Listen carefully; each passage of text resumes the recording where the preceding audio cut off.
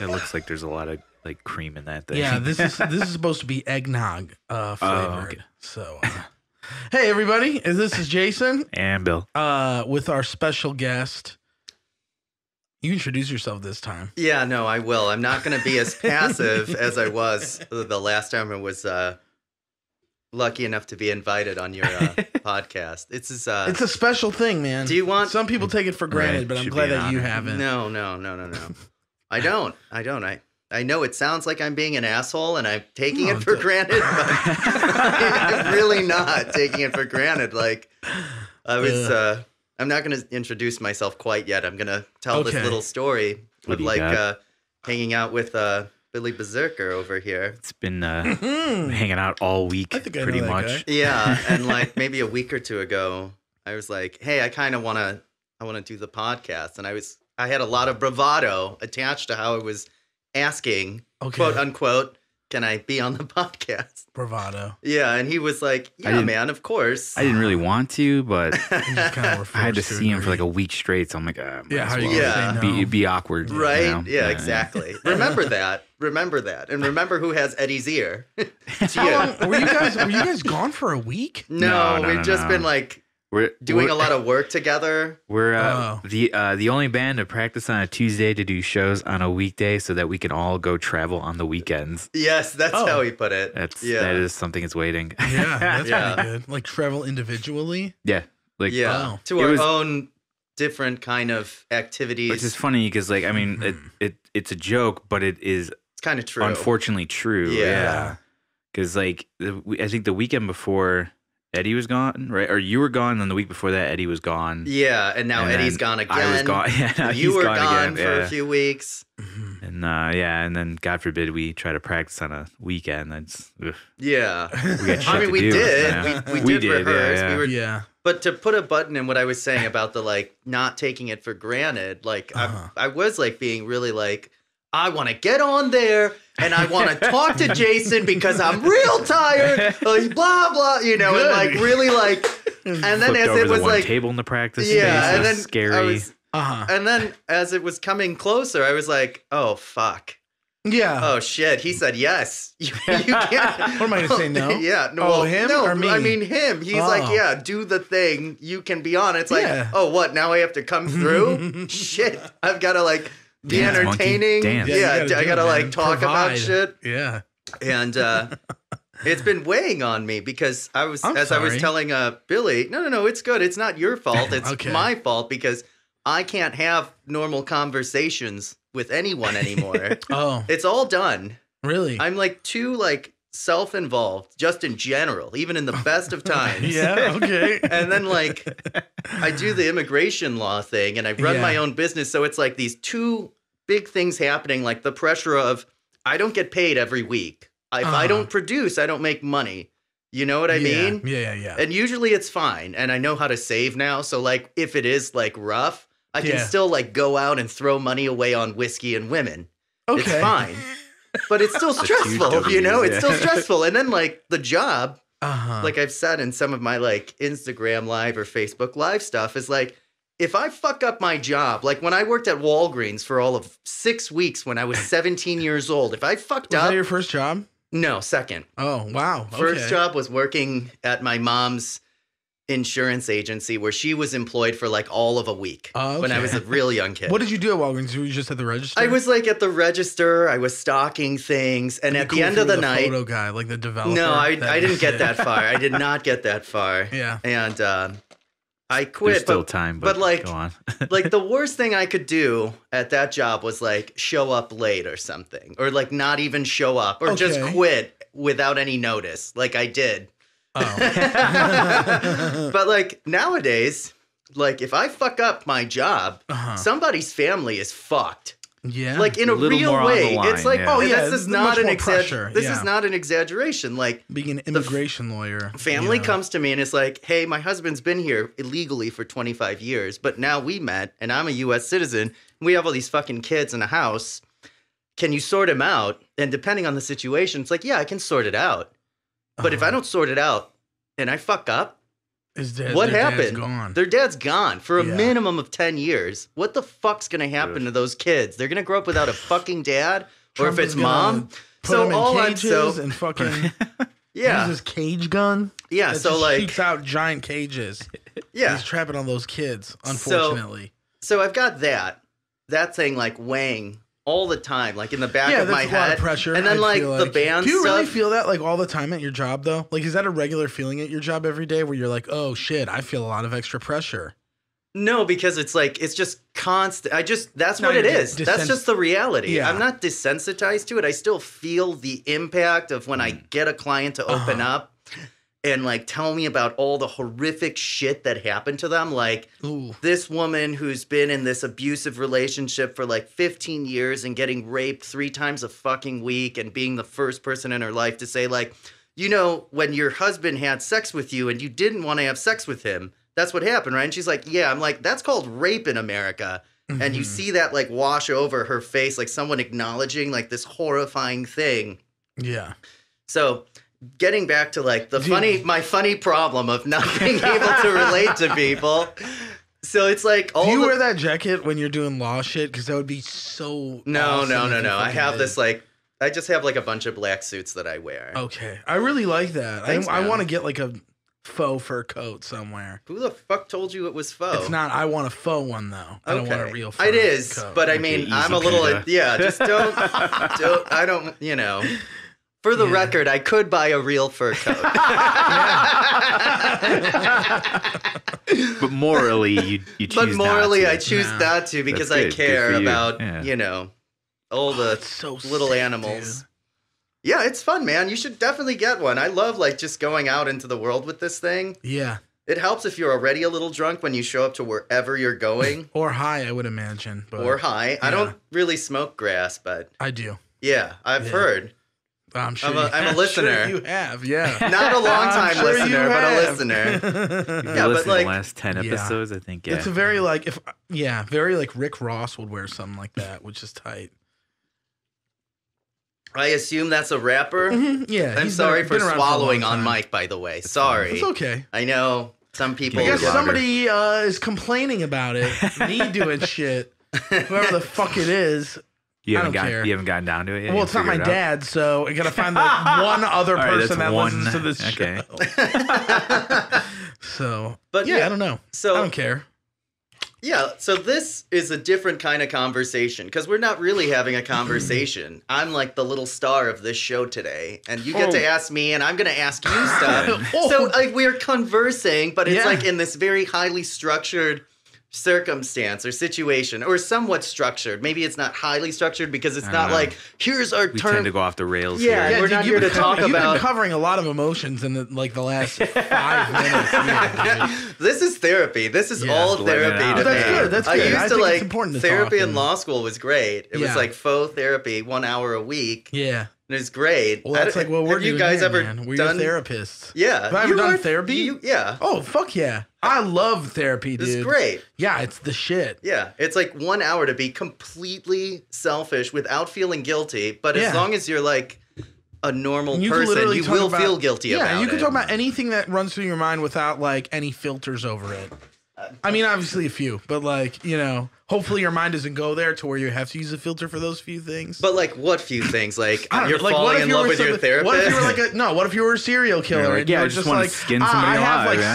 17 dead bodies in my truck or some shit. You know what I mean? Legally, Like, you can't tell anybody. yeah. Wow. Well, there's a clause There is where like they're supposed to if they believe that there is harm to others or harm to Eminent them danger themselves. to Yeah. others. Then they can step in. Yeah. And notify the authorities. But that's not true in every state, if I recall correctly. Oh, really? Probably not true in every state. Probably not Texas. You know, I Texas remember will I probably learned about all fry that your shit in ass. school, but Fry. it's like it's all gone. They still I got the hate death penalty. Texas. I know they do. They have that. They basically Yeah. charge you with a death penalty if you have weed. And fucking. Oh, here we felony go. charge. He's fighting that battle. I'm not fighting any Leading battle. Thank fuck. Leading the charge over here. Leading the now, charge. yeah. Anyone This with goes out for- marijuana. This goes out to Altered Beast. Yeah, dude. Fuck yeah. It does go out to Alter Beast, man. Those guys got screwed. They did. I feel so fucking bad. I gotta have Andrew on this show. mentioned that he was about interested. his side of it. I don't know if he's even going to want to talk about it at all, and That's I fair. wouldn't. I wouldn't blame him. But he's Yeah, a sick ongoing dude. Is he one of the investigation. dudes that's in trouble? Yeah. Fucking A. Okay. Yeah. So, That's well, I mean, all unfortunate. of them are to a certain extent. I'm not going to say who's more in trouble than the other, but yeah. I know. Why not? This is a safe space, man. This is your fucking podcast. Yeah, but what do you think's gonna happen? Just edit out the name. Yeah, wait, what difference would it make even if you did say? I mean, you don't have to if you Because don't it's want not, to. they didn't announce it publicly, like who was who's getting with what? who really? No, they didn't do They just that. I mean, on that's all GoFundMe, public we have- record. Yeah. I mean, it's public Technically, record. yeah, right? Yeah, Not yeah, technically. yeah. I mean, Technically, it is public fact. Yeah, record. yeah. Yeah. Well, yeah, but they didn't say like 4 guys got misdemeanor tickets and 2 of us got No, felony but charges. he's saying you can just look it up. Oh Yeah. yeah, If I you know know you their can look it up. names. Yeah, but who the fuck is gonna? I just don't want to. I don't want to make it any worse than it All right. is. Well, you know? if Jason's Oh, not going to so- tell you guys, then go ahead, do a quick Google search, look up the members that were currently on this tour, and then look up their names in Texas, and you're probably going to find out. Well, what that's they're on you then. It's for. not on me. Yeah. That's on you, not me. Anybody that listens to this has that kind of like Yeah. gusto to be like, oh, I need to look this up and find out exactly what they're charged for. One of them, with that logic, would actually not find them. What? Oh, somebody. That's all. That's Okay. it. So it was yeah, Somebody don't have- it was somebody not have a social security number? What's going on over there? It was Andrew because it was his van, like the van was in his name when they were driving, and it was their sound guy. Oh shit. Yeah, okay. they both got the felonies, but the other dudes just got like tickets. Fuck, dude, like that fines sucks. they had to pay. Hold on. How did It they? does suck ass. How did they determine like who got like the and different also- degrees of that? Well, I believe Andrew got it because he was driving the van. that I and, understand. like, But why the sound guy? he had the most on him. Like physically on him. Yes, like, physically. I mean, he okay, had, that like, makes sense. They were Yeah, driving yeah. with a dab rig in the van, I don't. like a big, like you basically have to blowtorch like straight. Oh wax. yeah. Okay. It gets you real baked. Yeah, I've seen videos. Looks Yeah. like a lot of fun. What's up? I know I was poking the bear, but should we be talking about this? This seems like you shouldn't be. Oh fuck you, man. I mean, if we get a cease and desist from their lawyer, maybe yeah. we can move along. That's maybe, fine. Yeah, we should move You along. look like you're getting I'm kinda uneasy like- about it. I've Yeah, already yeah. been uneasy this whole time saying it. So, That's fine. I think you should just go back and like. Yeah, it's bullshit though. It's total bullshit. And like, if anything, it's probably it doesn't matter. I don't They're care if gonna it's be off or not. fine. I, Yeah. My only thing is, it's just like it sucks ass, and it shouldn't be like. I don't think any should. But when think you're anybody a should get a state felony that charge for exactly. I marijuana. mean, they're That's right. ridiculous. Colorado is their neighboring state. You know what I mean? And it's just like, okay, That's a chance come for them to on, make guys. some revenue off of that. And it's just like, That's like a situation where Yeah. it's like, it's like you're enforcing the letter of the law, but you're kind of, I don't want to say ignoring the spirit of the law, but there's a difference. There's a difference between what the law says and why we have the law. Oh yeah. And sometimes, like, I understand that, like, this state says yes, this state says no, and you're supposed to respect those boundaries. But at the same time, I mean, that's why you need to be able to make judgment calls in a courtroom setting or even in an office setting when you decide, like, am I going to charge these guys or not? Because, like, what am I really accomplishing by motherfucking these 4 or 5 people? Right. You know what I mean? Yeah. And there's like, I know there's a lot, and you'll get a lot of fucking mouth breathing fuckers who are like, no, the law is the law is the law is the law. But when you are so strict, it just means you don't have any kind of imagination. And it's Yeah. not because you need to be imaginative and come up with some bullshit reason not to do it, but it's like, if you know that the fucking neighboring state has this, and then you are going to just enforce this law with such a firm fucking hand, and you know so many people are going from your state to this state, and you're ignoring this sea change in the United States in and of itself, where it's like, you know what? Fucking grass is okay. It's not a fucking gateway Oh, yeah, drug. yeah. It's California, a lot of the West Coast states, Colorado, Illinois, starting in January. Yeah. It's like, usually... Massachusetts too. Yep. Yeah, There's so, a couple like- East Coast. Yeah. Yeah. So, like, sometimes in the country we have, like, the federal government needs to be the one that's like, this fucking thing that we've been doing for 100 years is fucking wrong. I.e., the most simple and obvious example being slavery. And now I'm not comparing like people smoking fucking weed to like slavery. But I'm the just idea I'm of holding onto those laws for so long. Yeah, and in this situation, we're having the states make that change, where instead of it being the federal government like swooping in and saying this fucking thing is what it fucking is, we have each individual state creating their own laws. And I just think it's just so fucking obstinate of a state like fucking Texas who knows, and they're like, no, you know what, fuck these fucking guys and fuck everyone else. It's like, what are you accomplishing with that? You know, nothing, like, what are you really trying? Like, are you getting drugs off the street? Are these guys like fucking big time dealers? Yeah, right. Are they running fucking guns? Dudes, you think they're you know really what I mean? Like, yeah, no, it's for like sure. It's the kind of like chicken hawk bullshit that leads to people being like against abortion, but they don't want to like support early education programs. It's that same kind of fucking short-sighted mentality that's like, you can't do drugs, period. If you don't want to have babies, don't have sex. It's like, what are we going to ignore the obvious that women get wet and men get hard and they want to fuck? And sometimes there's a baby afterward, and like there's this awesome green that grows from the earth, and when you smoke some of it, makes you feel fucking righteous.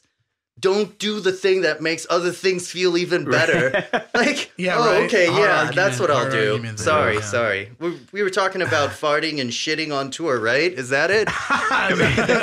Sorry, you're right. You're absolutely right, though. And I feel like, I don't know, a lot of people that I know who used to be very anti-weed, like anti-weed people are not, not really that way anymore because it's just so.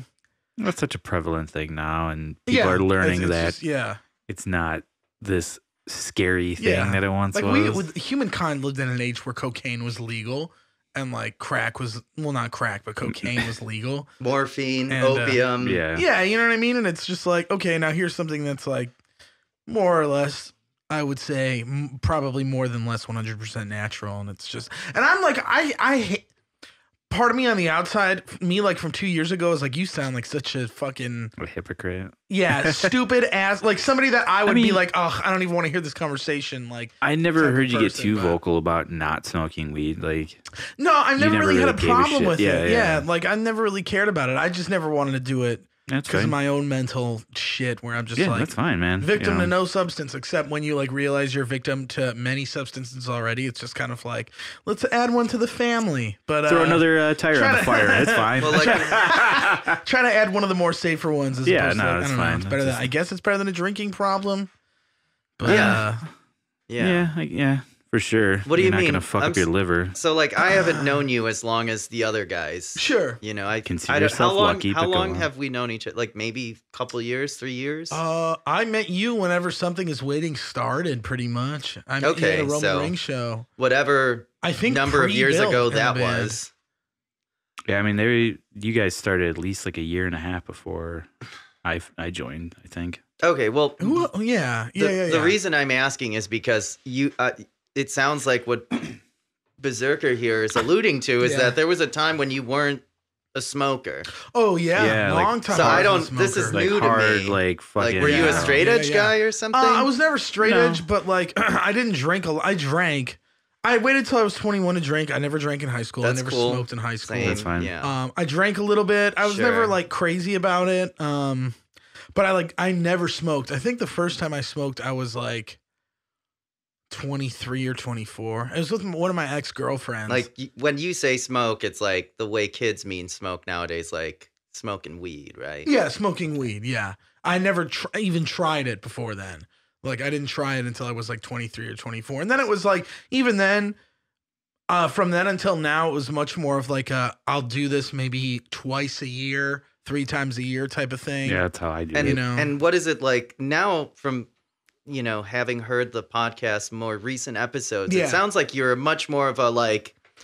Oh yeah, I've been smoking a shitload more as of this year because I kind of like. What's that about? Yeah, where was that? When did that happen? Where it was just like it started when I kind of like, and I guess I haven't really talked about it much on the podcast because nobody has asked, but you're welcome. It started because a lot of big shit happened to me this year. I get like bigger shit than normally does. Like we put out a record, we're touring a lot more. You're of course referring to Warforged. Yeah, Warforged. And then my family moved. There was a lot of stressors that happened to me this year where it was like my anxiety felt like it was on 100 all of the time. Okay, so that's 2. Is there anything else that like caused a spike in your...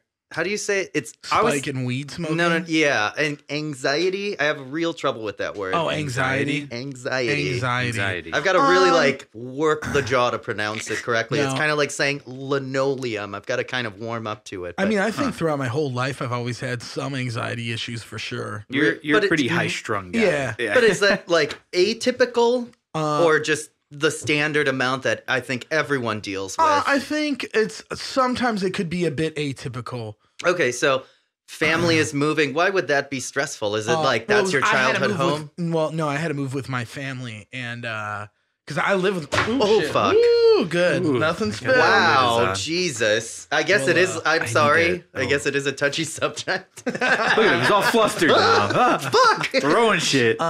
You want a cigarette or something? Yeah, I do. That'll make it better. Yeah. That'll make me relax. Another more. Substance. No, my family and I, we had like a last minute situation this year, and we had to find a place to live because our landlord was moving back to a place we were renting. So it was kind of like I had like 4 weeks, and it was just like boom. I got to figure out how I'm gonna get rid of a bunch of shit in this house. Yeah, I have to figure out like where we're gonna go. I have to, it's a lot. So that mixed with, and that stress goes away after some time, obviously. And then you said big shit happening with the band, meaning like hitting the road, record comes out, videos, I think a little notoriety. Yeah, well earned notoriety. Debatable. No, I'm just kidding. I feel like it's a little well earned, but because I think with that comes some anxiety, and not like that it's crippling or anything, but it definitely contributes to my high strung anxiety level. But in what way? Like now I have to deliver when I play live in that way? It's more just like I'm more looking out, not even that's part of it, but it's like so much more. It's like I have to make sure merch orders and communication that I do is 100% okay. I do most of the booking,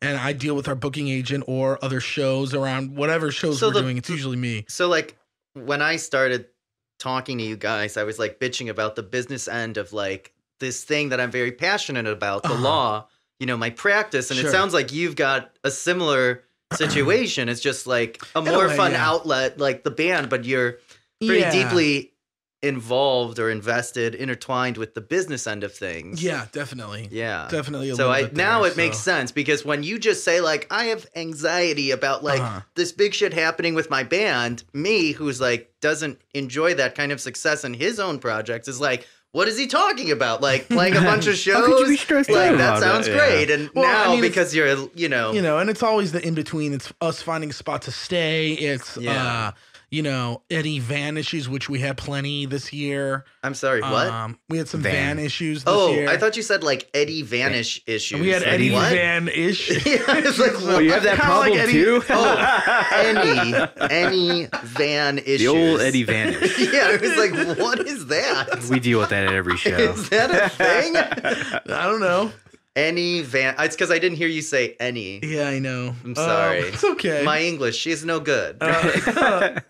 It's not only that, though. It's just a lot of shit in my life. I feel like I end up getting high strung talking to people, where it's just like certain things where I'll notice myself getting mad, and I'm just like, why am I fucking getting mad at that? Well, like talking to people, explain that to me, because I think that's because I'm not trying to get too deep on it on here, because I don't want, because certain people listen to this, and I don't want to like. You don't have to say like when I talk to like this person who I'm pretending to be friends with, because No. It's nothing like that. It could be anything from my bandmates to my family to my friends, like whoever it happens to be, coworkers, where it's just like little things where it was just like I'm dwelling on it and my mind is sticking there when it totally shouldn't.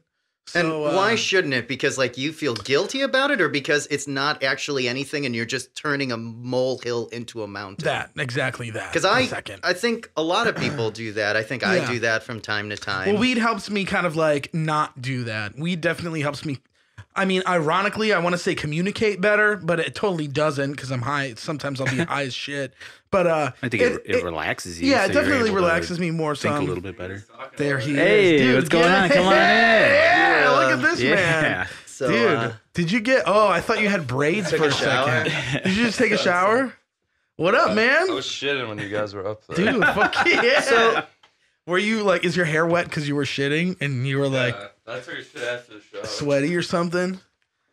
Well, I don't want to let this go. I want to like, no, we can keep I want to follow through with this because so I dig it. I hear you, man. So you're doing something to kind of cope with these feelings that you're having. But like when you're smoking all this weed, is it helping you like address the issue and try to analyze it, or is it just something to keep you level? Like, I'm not gonna face this. I just want to be able to get on with my day. Like, is it helping you do the work to actually address the issue? Absolutely. There it is. I think what it does is I think it's a little bit of both. I think in some situations it's just kind of like I'm using this maybe to a point where I'm like, I just want to get through this. But as also at the same time, it kind of puts certain things in a different perspective for me. So I'm able to, like see things through another light, through like in another lens. Light. Yeah. And I think in that way, because I used to have, it was a hard thing for me when I started doing it a lot more. Doing like a few months, like smoking a lot more, like in June, because I've always been like, never kind of like never be a victim to any substances. Do you feel like you're a victim to the substance? No, I don't feel like I'm a victim to the substance. And that was the whole thing for me. I had to like sit down and be like, all right, if I'm using weed in a more positive way for myself and my personality and just, me at the end of the day, I don't see that there's anything wrong with it. Frank? Yeah. He's listening. Oh, he's all about, dude, I smoked with him today. Well, he didn't smoke, but. He watched you smoke? You? Yeah, dude, I smoke around my parents all the fucking time, dude. But yesterday, do you have any other things that you're doing to kind of mitigate these feelings of anxiety and? Oh yeah, talk, like what communicate. Else? Besides that, it sounds like you're using the weed to help you talk and communicate. But when you first feel the pang of this anxiety, sure, you go to weed immediately. No. But so what are the other things that you could go to? Is it like, I'm going to drum for 2 hours? I'm going to it all depends on the hit situation. A heavy bag. No, I never get like those types of impulses where it's like, I need to get any type of excess energy out. You say hit a heavy bag? Yeah. Yeah, like a punching bag. That's pretty fun when you're Something like high. that. I've done it before. Never done it, but what are some things I do? I don't know. Take a break from something, like at work. If I get stressed about something, I'll just like leave my desk for a little bit and go for a walk. Yeah, either that, just drink some, maybe have a cup of coffee, maybe drink some water. Okay. Kind of take a second and just kind of like not look at a screen for a hear that sounds? He gets high and doesn't work. Yeah. Oh man, dude.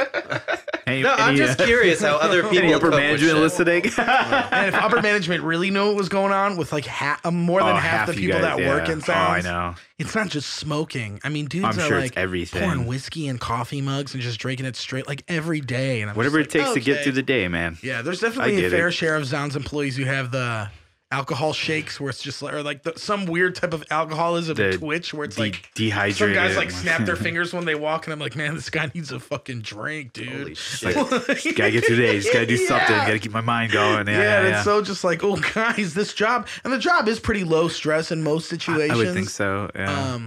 I don't know, but anyway, I don't want to derail from what you were saying. No. I was just curious. I'm always what do I do? Curious of the way people address the stress. Because stress is just it's like a harbinger of a depression that will come next. Like if you're under too much stress, it's going to manifest in a kind of depression. Yeah. And I think any one of us here has kind of dealt with that. And going back to what I started with, which sounded kind of like flippant and ridiculous about not being able to connect with people and have a real conversation. It's kind of like not too dissimilar from what you're talking about. It's like, well, what the fuck am I going to talk about with this person? I'm not talking about this situation because, just people in again, this is a kind of controlled environment. We all know why we're here. Yeah. But yesterday I was hanging out with Bill, and it was like one of the first times in months, if not, I don't really remember the last time, where I had a sincere conversation about a couple of movies, an actor, and it led to a couple of other little things. And it was just like, we're just geeking out about this fucking thing. And it just felt so good because most of the interaction I get, and I think you guys might be the same, is like with the guys in your band. And what the fuck are you always talking about? The fucking band. It's mostly action I get. Yeah, I don't know. Sometimes my bandmates are causes of stressors. And I don't mean to say like that bandmates cause stress, but what I'm getting at is that in the context of the band, you are naturally going to just be talking about the fucking band, the show, the song, the business, what do we have to do next, the business. You're not really connecting with the guys who you had at some point connected with, because you got to have that connection to write the music, to perform together, unless you're a hired gun. Mm-hmm. And then when you're not in the context of the band, which you probably go to once or twice a week, then you're at work and you're not connecting with anyone at work, because the thing that's uniting you is how much you fucking hate work. And that works to create these like friendships of attrition, but they don't last. It's not a real friendship. Yeah, and then what else are you doing? You're like in this situation and it's like kind of controlled. We all know each other. We're on good terms. But it's like, how often are you just bullshitting with like one of your close friends for no fucking reason? And you're just like, man, that fucking movie Elysium, like what the Bulldozer and I were talking about, and we were like geeking out about like, Boyke, did I get you? Did I cut you? You bleeding? The best. Yeah. And we were just like for 15, 20 minutes. It could have been 3 minutes. But it was like, this is like a nice conversation. Yeah, okay. I think I know you're in a similar situation to me where you like are a serial dater.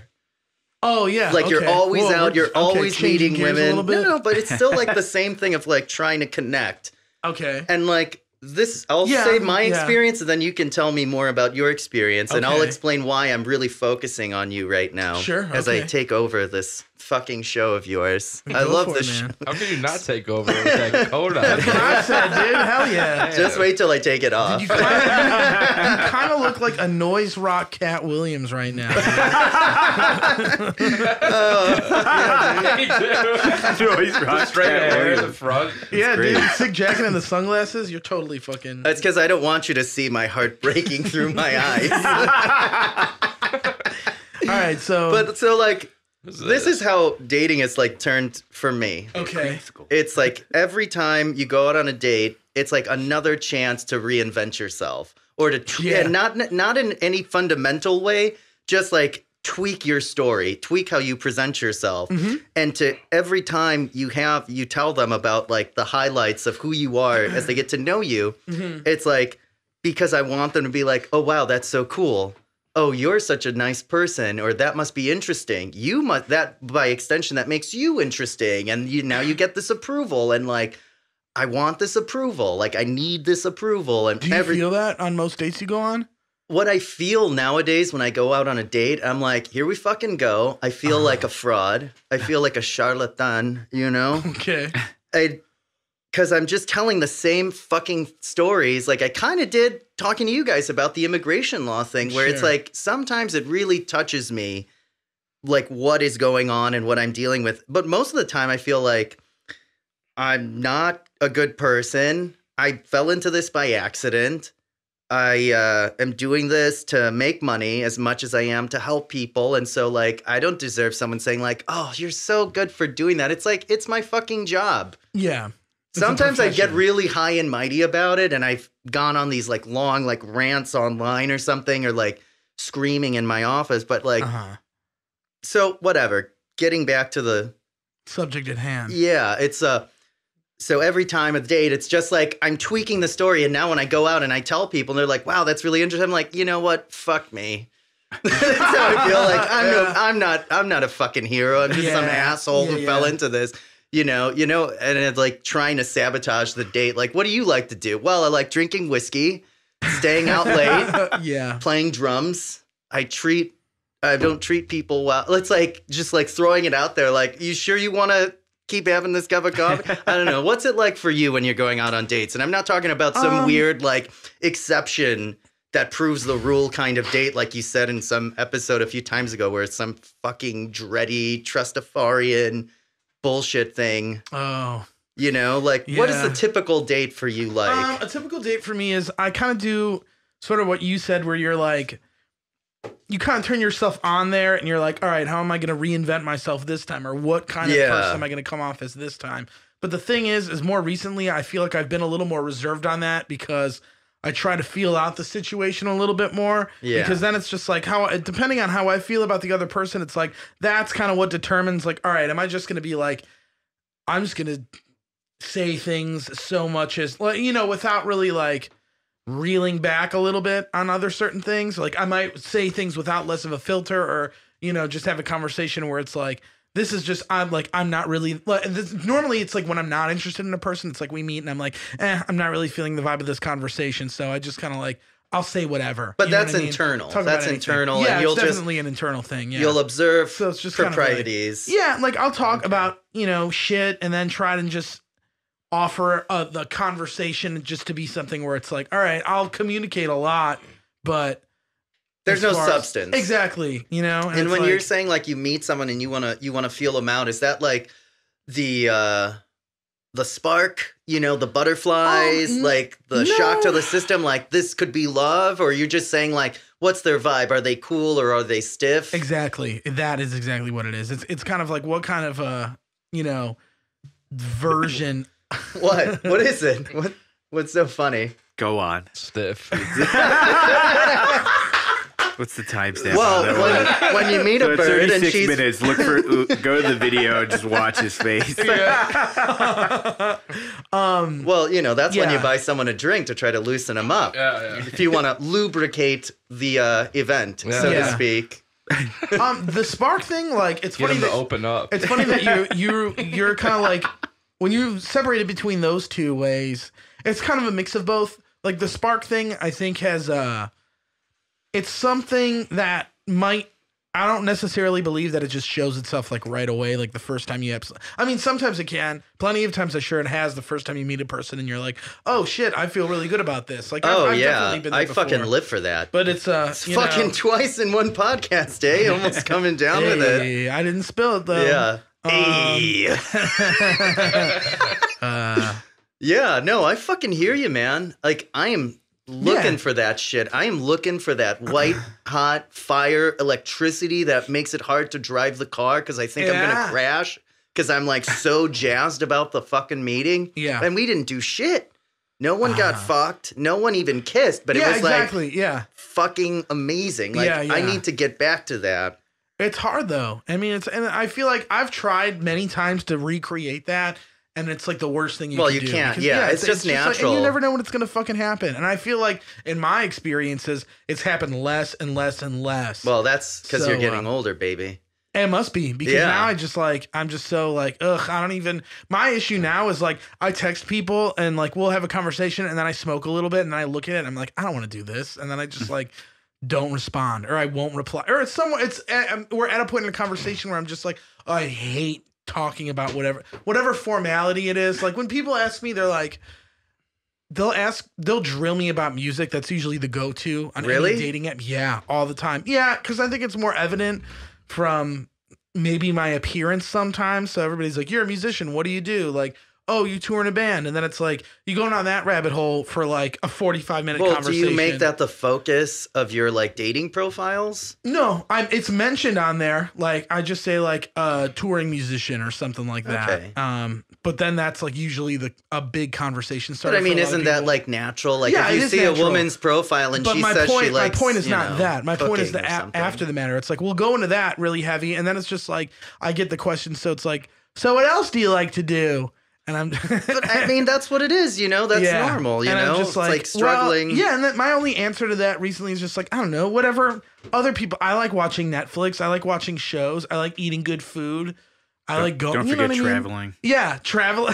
You know what I mean? It's just like, I don't know. It sounds like you're being an asshole, Bill. I love traveling. I was just in San Francisco. I'm going to Memphis tomorrow. Oh, you're not one of those people that just stays under a fucking rock their whole life? Oh, you like going out? God forbid. Jesus. But it's that's a skill, traveling. Yeah, traveling is a skill. Also, another trend I've seen in a lot of online dating is skydiving pictures. A lot of women seem to have seen a few of those. Yeah, a lot of women seem to have the need to just post them skydiving in like their main profile picture. And Daredevils. Part of me is just like, I don't understand this at all. Like, what am I supposed to be getting out of this? That if she's willing to risk her life jumping out of a plane, she's willing to put herself in the second most dangerous position for a woman, which is going on a date with a man. Which worst case scenario isn't like he isn't nice, it's that he kills you. Right. Yeah. That's not my bit. That's so someone else's. She'll take that leap. That's good. Yeah. Yeah, most of the it's just like, I don't know. I see that, and the impression I get from it is like, yeah, I'm fucking wild.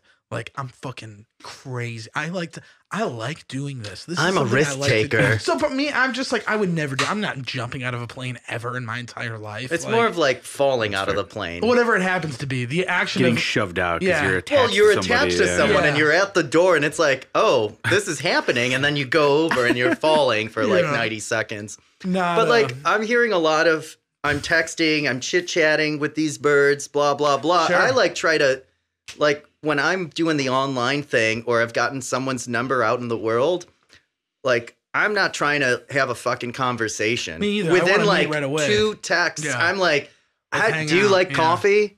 Yeah, same. Like, I do the let's same do thing. the coffee date But thing. some people are just not wired that way. I know. I a lot of birds aren't wired that way because they like have to deal with fucking. Dave's shaking his head. What's Why? up, man? What is it? What is gotta this? say it.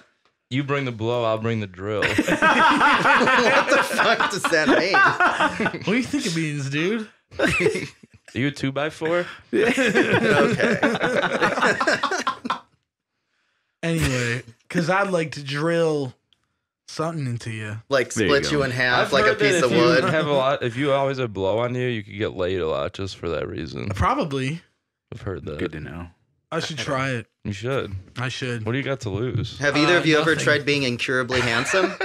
Incurably Terribly handsome? handsome. No, but I'm about to try that with a bunch of blow on me. So I Yeah. am incurably handsome. yeah. Or we could all just try being rich. That's pretty Dude, fun. Dave's a good move. engaged now, so he's he's like off the set, market. dude. He's Oh, set. that's my. I love asking engaged and married people this question. Uh-oh. Are you seeing anyone? He's engaged. I know. That's why I'm asking. Oh, That's yeah. why I'm asking. Yeah. His fiance? Oh, okay. Okay. Wow. Okay. A traditionalist. Okay. Oh, okay. I That's get it. good. I don't get it. That's good. That's okay. Don't You and worry. your goddamn monogamy, but all right. No, that's Oh. Was Are you very- non-monogamous? cool. I You- mean, I'm dude- single, so Well, I I guess mean, the answer is yes. Is that like something that you're No, I like being monogamous. okay. And the only reason I have trouble saying the word isn't because I'm opposed to the idea of it. It's another one of those words that's just hard for Hard me to word. say. Monogamist, anxiety, Yeah, linoleum, linoleum. What about aluminum? aluminum. Okay, that wasn't bad. It's fun to- Yeah, it's a Linoleum. little. I kind of have to like rev up the engine to say a word like that. Really? How Yeah. many times do you really think you have to say linoleum in your Not like, often, life? but only when I'm giving people an example of words that are difficult for me Okay. to say. all right. Because I've been told I have an odd accent. Really? Yeah. I mean, I appreciate you not saying anything Well, because I've some never people noticed are any always odd like, accents. oh, Gabe, you sound like whatever. I don't know, a swashbuckler or something. Really? A pirate? Never noticed. Yeah. So, I don't think you sound like a pirate, dude. What'd you say? Swashbuckler. Yeah, you Yeah. don't sound like. what? I've seen pirate? a few Errol Flynn movies in my day. What? inspired, that's Fuck, all. yeah. Have you ever inspired. seen Muppets Treasure Island? I have not. with Tim Curry. I would love to. His Blackbeard. I Dude, didn't it's have a fucking good sick. childhood. You didn't have a good childhood? No, I did. It was great. How old are you again? 48? Dude? No, What are you 36. fucking- 36. Yeah, that might be a little past your time. Yeah, Muppets maybe. Treasure Island. You were I probably already feel like watching- we were on the You still cusp got of a like long time. a great point, and then it's like just this like blow drill, blow drying Well, you've jokes. been going all over. This is a very stream of conscious conversation, which I like. So Yeah. remind me of this question again. I don't You fucking know. You I were just asking me something about how I like to approach these well, how do dates you with like? people. Because you were, and then it's like, oh, it's always like centered on like you being a musician, and then the bird says something like, "What else do you like?" And you're like. I feel like when some bird is asking you that question, you're like, "Oh fuck, what else do I like?" I do feel like that. oh shit, And then part of me- now I feel like that, and then part of me feels just like, well, I don't know, isn't everything I just said enough? I like doing all that No, shit. more. Like more. I don't. Yeah, I like playing video games and watching Netflix and going to Well, shows. what would you and ask eating him food. after that question? You What do know? I Or like, ask where do them? you start? Well, I mean, do you from- ask them about their Yeah, what's skydiving your- pics? Yeah. Sometimes I have said a couple things Sure. to a couple different people. Are you going on dates to like find a girlfriend or just to get? I don't know. And it's laid? funny that you were like. I feel You like can approach it. I a feel lot like differently, Right, both ways. depending Yeah, on I feel like recently which one I you mostly I've been reeling back on dating in general, just period. Like, Yeah, why is that? Because the be- last few podcasts, it sounds like you're just.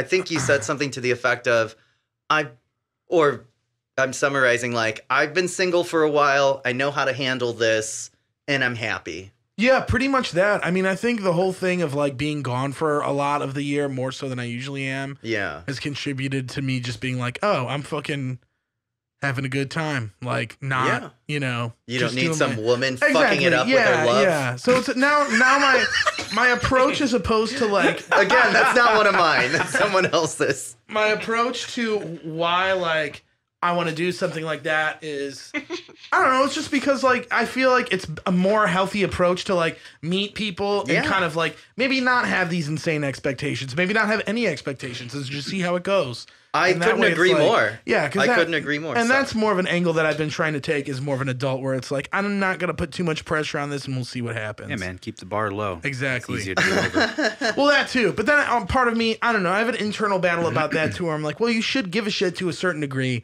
and you should have standards to a certain degree. You know what I mean? Like, but well, I mean, standards about what? About like what the meeting is going to be like? Yeah, Am I too or far what, away like, from this?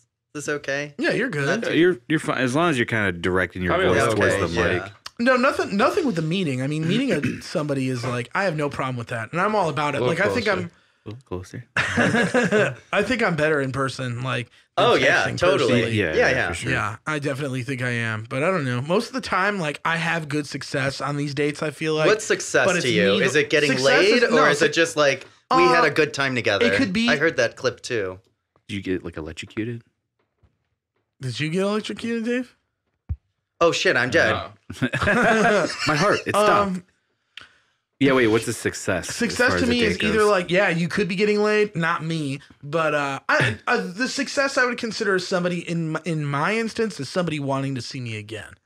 Okay. As somebody like, we should hang out again. And usually I'm kind of like, no. But you should try this one on for size. Try this one on for size the next time you're on your dates. Like, in terms of like how you measure success, just measure it by like, did I enjoy this time? Yeah. Even if you never have a second date, like, was this enjoyable? Well, that's the whole that is a measure of success for me because that's a big factor in like, am I actually do I want to pursue this? Do I want to put more effort into this? Or is it like, I think I could find something better? And it's usually the latter.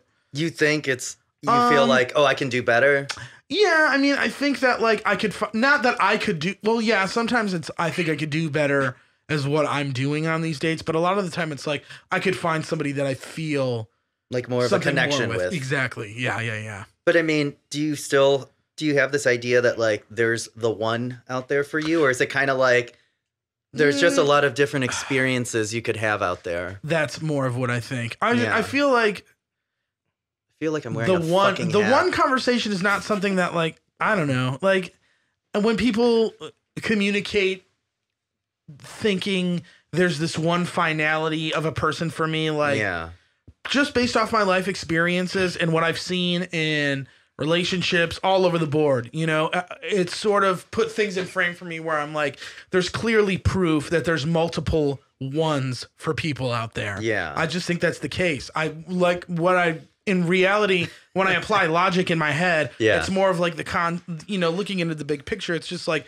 what experiences happen that lead to certain conclusions. Here comes the hard left turn that shows I'm like kind of on a roller coaster of emotions. You'd have to be a real fucking jackass to think there's only one person for you and not commit to them, right? Jesus, Jason. No, I'm not saying that. I'm just saying it's like, I agree. I don't believe in soulmates. Yeah, I mean, it's just like how many you parents live a town over and find a different soulmate. Exactly. Yeah. That's the whole thing. You never know. I mean, how many different people types of personalities are there in the world between 6 billion people? Well, I don't. 20?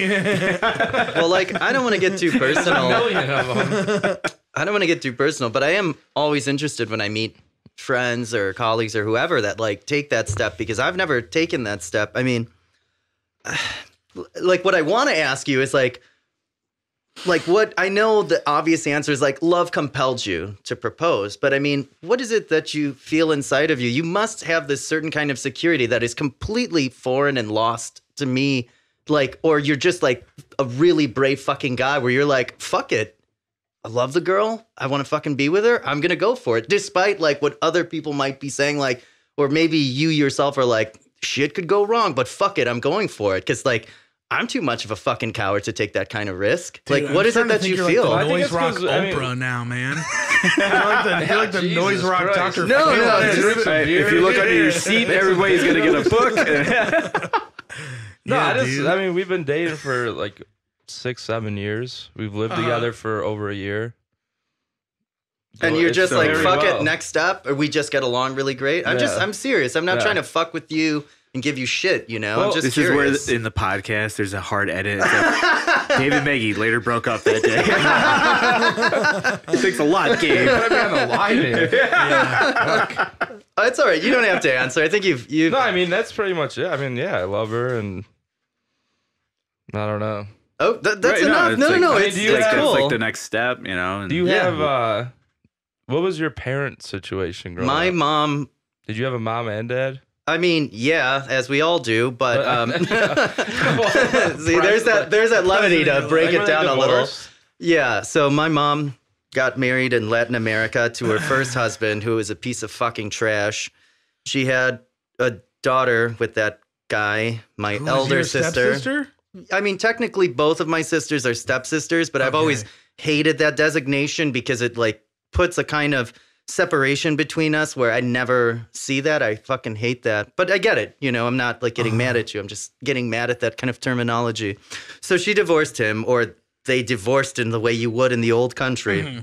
And then my mom came stateside. Which way? How did they divorce? I don't know. I'm Can I tell saying. you how I picture it? I picture your parents, or well, your mother and Whoever this fucking this guy man is. is. I picture your mom in this big cottage, and she has a rolling pin, and she's throwing out a bunch of his shit out of the window, and there's like all these empty suitcases on the lawn, and she's like, and he's just like, Sure, yeah. That's how it went down, right? No, it's well, in my Actually, head, I don't think so. 100% But, accurate, but go yeah, on. dude. Yeah, and then my mom meets my old man, and I think they get married, but I don't believe it. And they get divorced or separated long before I'm even born. And he was like a figure in my life, on and off. But my real like father figure was my Uncle Lewis. So like, and he's a gay man, and he's What like is a gay man? a gay man. He's gay. Yes. Okay. Totally gay. Totally gay. Got it. Well, I wasn't sure when you. I know, I'm being flippant about A something little that's like facetious, really a little facetious. yeah, gay. because I don't want to like let you guys or anyone else know like how much this stuff like means to me. So I'm like being shitty about it too, Fair making enough. jokes. Right. Because I don't need you. I don't need any of this. your approval. I think most of people's outlooks, well, Yeah, basically your whole personality is developed by yeah, nature, nurture. Right. Yeah. And so there's some of the like nurturing of like seeing my mother is twice divorced. My fucking father got remarried. And the way he told me is when I was like 13, getting in the back of his taxi. By the way, I went back home and got married. That went well, as you can where is imagine. home? Home for him is Iran. That's his old country. Yeah. And Okay. so, and then like, but as I was saying, like, in terms of like relationship role models, it's my uncle. And he always taught me that anything that has a beginning has an ending. And there's nothing wrong with when a relationship ends because it just gives you the opportunity to fall in love again. And nothing feels better than falling in love. Yeah. And that doesn't mean that like a long-term relationship that ends is bad. It's just like, that's the nature of things. And even if it ends because like one of the partners dies, you know, that's still an ending of sorts, but Right, it doesn't yeah. mean anything. I'm not casting shade as like younger people would say yeah, against everything throwing ends. shade. long term. Is that how you say it? Throwing shade, See, yeah, I'm definitely. sorry. Sade. It's not casting shade. It is casting a Sade, shadow. actually. So there's the answer. I learned about relationships from my mother, my shitty father, and my kick-ass uncle, Cool. Yeah. Uncle Louis. Lewis. Yeah. No, Louis. So if you had No. like a big family in the suburbs, mom, dad, a bunch of brothers and sisters, and they were married, and you had big Thanksgivings and stuff, I bet you'd be married by now. Probably. That's what I'm Probably. just saying. Yeah, That's yeah, yeah. how it goes. Statistically, yeah, yeah. it's you like know, a whole, thing. Yeah, I mean, there's like parts of me that want that, but I just don't think I'm made for it. Really? I think I'm too Why? much of a fucking whore. Do you think you're a whore? Do you think you're a gigolo? I mean, I don't. That code, no. Yeah, I don't see it. I don't get it. What do you guys? I don't see it. Yeah. Yeah, I don't know, man. You're probably suave, dude. I could see you I've in had so a many. few There's so many situations. great Again, loves. if I saw Gabe at this bar, like killing it, destroying it, Come on. I'd be like, you know what? I wouldn't be shocked right Come now. on, Jason. Like, Jason, you're I- embarrassing me. I'm I curious. don't think Go you should on. ever, like continue a relationship or get married on just bliss, like and like love. Honestly, Yeah. as weird as that sounds. No, it doesn't sound weird. I There's think no I feel like- backbone there. there has I to be feel a like pragmatic you have to element. deal with each other when you hate each other. Yeah, I mean, you it's can like do that that. pretty easily. It's not like if everyone falls in love. Yeah. At some point, they're like, "Oh my god." And those are the people that like go out and get married at the fucking courthouse. And Yeah. then end up Weeks getting later. divorced because they can't figure It's like shit no, out. it's Right, like as when soon as it it's goes when you south. guys like that like first 2-year thing where it's like hot and heavy and you're like Yeah. all over Yeah. each other. When that dies down, you could still like basically be friends with each other and enjoy each other's company. That's when you know. Sure. 'Cause, Yeah, I don't know. You could fall in love with some girl just because she has some magical pussy, and then 2 years later, you're like, "Wow, this chick is a bitch." Let me Yeah, just. I just saw Like, this actually. person sucks, I saw an yeah. opera yesterday at a weird. I've had a strange weekend, but Alright. I saw an opera at a movie theater with my grandparents yesterday on the Burbs, and it's Madame Butterfly, which is like that same story. So it's like this Japanese geisha, some dude from the Navy from America wants to just like stick it in, as the kids like to say. Oh my god. And he's thinking about his Willie, but she's like all head over heels for him. And they get married. He just does it just to bang her. Second act, he's back in America and he's been gone for 3 years, and she has his kid, and she thinks he's coming back because he kept saying he would. Third act, he comes back. He comes back with his wife from America. He got married there. They take her kid away, and then she kills herself. So it's just like, that could happen to you. That could happen to me. That Story could of my happen. life. Yeah, dude. But anyway, Wow. where I was going with that is just like, I Was look it a at play you said? it's an opera. Yeah, it's an old opera from written in the early 90s. It was written in Early 1904. 90s. A German The opera? early Real 90s. old. Italian, actually. It's Puccini. Ooh, Puccini. Yeah, you know, dude. Yeah, I like tortellini. Montini, Puccini. What the fuck? Yeah, but Anyway. anyway. About, what is it? Tony Meatballs? Yeah. Alex Meatball Figarelli. Yeah, Alex fucking Jesus. Meatball Figarelli. Anyway. Yeah, but I don't know. It makes me think of there's so many parents that get married and then they don't get divorced, and it's like any parents, you know what I mean? And it's just like these people clearly fucking hate each other, you know what I mean? But it's like they're You doing see it that a because lot. yeah, I see it a lot. But some couples have made a way to make it work. Right. It might not be the most healthy situation. Not ideal. Yeah, but I don't know. And then you see people that just get like married at under these really weird fucking circumstances, and then like less than a year later they're divorced. So Yeah. I mean, when you have kids, I do think you should stick together I until do they're too. old. Yeah, Older. I mean, Try to, yeah. well that Because you guys Yeah. fucked up, and now you exactly. have a kid. Well, that's the whole thing. And It it's lays down this detrimental to have. parents that have some type parents of there. solidarity. Yeah, that is. I don't would agree with definitely that. Agree with you. I mean, my completely parents were disagree. divorced, but I mean, my life could be totally different if they weren't. Yeah, that's true. I It could could be be, a man. hedge fund baby Yeah. or something cool. Hedge I fund. don't know. I disagree with that. Like, stay together for the kids, that kind of thing. I mean, this is like For at an least a area that I period of don't want to time. like Yeah, I venture mean- too deeply into because I don't have kids and I've never been married. It Okay, only well, looks how like about this I. caveat? But dude, before you roll on to 8 other subjects here, I'm not rolling. let I'm me- rolling to this. Let me subject. get you. Okay. So Sorry, I'll slow it down. if there's some type of circumstances where it's like there's a couple and like the woman's pregnant and the guy is like, whatever, some horrible circumstances, beating her, raping her, whatever the fuck it happens to be. Of course, I would be like, yeah, there needs to be like they need to stay away as soon. Are you done making the noises? what? I don't I'm get sorry. I was just getting my toothpick since I can't fucking Okay. smoke down here. You know, I don't get the people that like the women that get pregnant and the guy.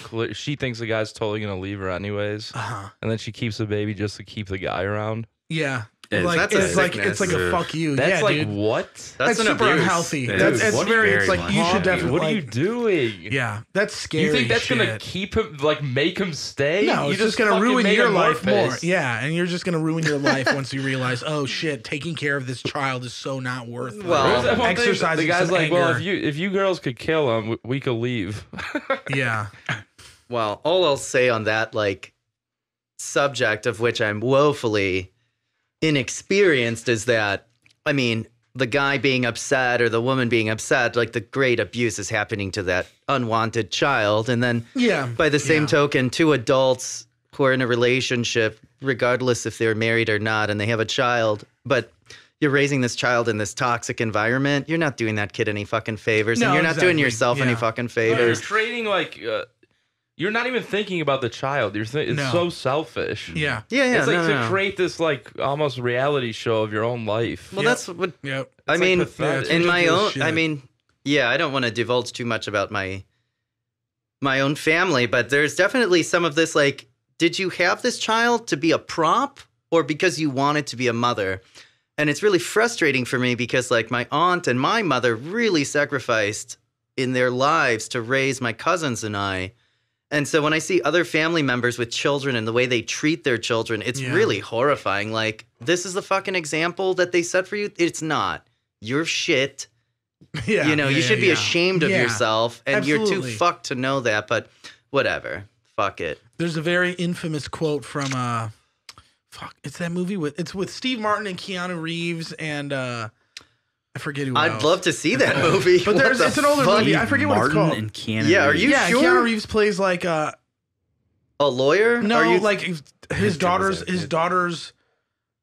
boyfriend, and like they're in a hospital and somebody's having a kid. And Parenthood? yeah, it's Parenthood. That's And then right. he says the Holy quote. He was shit, just I like, forgot they "You were need a Parenthood. license to drive a boat. You need a license to drive a car. You need a license to go fishing, but you don't need a license to have a kid." And it's Yeah, like, no there's so shit. much truth to that, and there's so much fucked up shit that happens because of that, and. You know, yeah, it's horrible. You There's heard so it many here different first. circumstances. Jason, it's Jason, right? Wants the world to be, no, I'm teasing. Wants the world to be what? Like Bloated? Gattaca. Gattaca? Yeah, What is where you that? have to like register. You have to register to have And, like- kids. Oh, have you ever I mean, seen that that? You would ever be see that? No, I've never That's seen what it. Good Ethan movie. Hawke, right? Yeah, it is. Uma Ethan Thurman. Hawke. That was and- actually yeah. a really good movie. Yeah. That's where they met. And Jude Law. Yep. Jude Law. Yeah, plays a paraplegic. So good things happens in this movie? It's just a It's bad. an excellent Yeah. movie. It's like a really high, excellent check It's it out. almost like a highbrow science fiction movie, right? That's exactly Yeah. what it Oh, is. sweet. It's Like, it's, like, loosely really- based off like, of it wasn't it, like- Brave New World by like almost Oscar nominated. Aldous Huxley. Aldous Huxley. Yeah, Yeah. It's a really good movie. Yeah, I'll check it it didn't out. do Gattaca. well, but it's got a bit of a cult following now. yeah, it's got a lot of reticent to say like philosophical ideals or points they're trying to make, but it's a good movie. It's a cut above. It's not just your standard bullshit film. Sure, you know? sure. It's Film. deep for like a sci-fi movie. Yeah. I've been immersing myself in Why not things hit like it, that Ed? recently, so I'll definitely have Sure, to check it it's- out. Maybe I'll check it out tomorrow, actually. It's a lot of nicotine. No, I don't smoke for the nicotine. I smoke because it looks cool. Okay. Well, you would look cool That's as honest. fuck if you hit that thing, dude. I don't All the think kids are doing it now. It's So sick. there I was like 'em. there was I'm a probably couple gonna of hit mine things a little I bit. wanted to ask you about, and I'm sorry to make it so you centric. No, it's okay. Ask away, man. I That's like- cool. I'm just over here hanging out. It's fine. Just withering on the vine. I get it. It's all good. Bill, do you I need a mean, beer? interject, man, interject. Walk on home, boy. Well, Go it's on. because I'm not, a guitar player, so I don't have the background to ask you the questions that I want to ask this like lovely Sure. fucker about. Yeah, you guys. His Look thing. at the drummers talking about women. We just get so much pussy. You know? Oh, I'm glad you said that because earlier you said like some woman's vagina or crescent isn't magical, and every single Crescent? No, I said it was fertile crescent. Oh, It's like that's, a- what, I that's a didn't say vagina? that. You said something like No, I said like don't marry a chick Because because of you that. think Yeah, it's yeah, magical, and I was just gonna say every single one of them is magic. Let me just say that. You think so?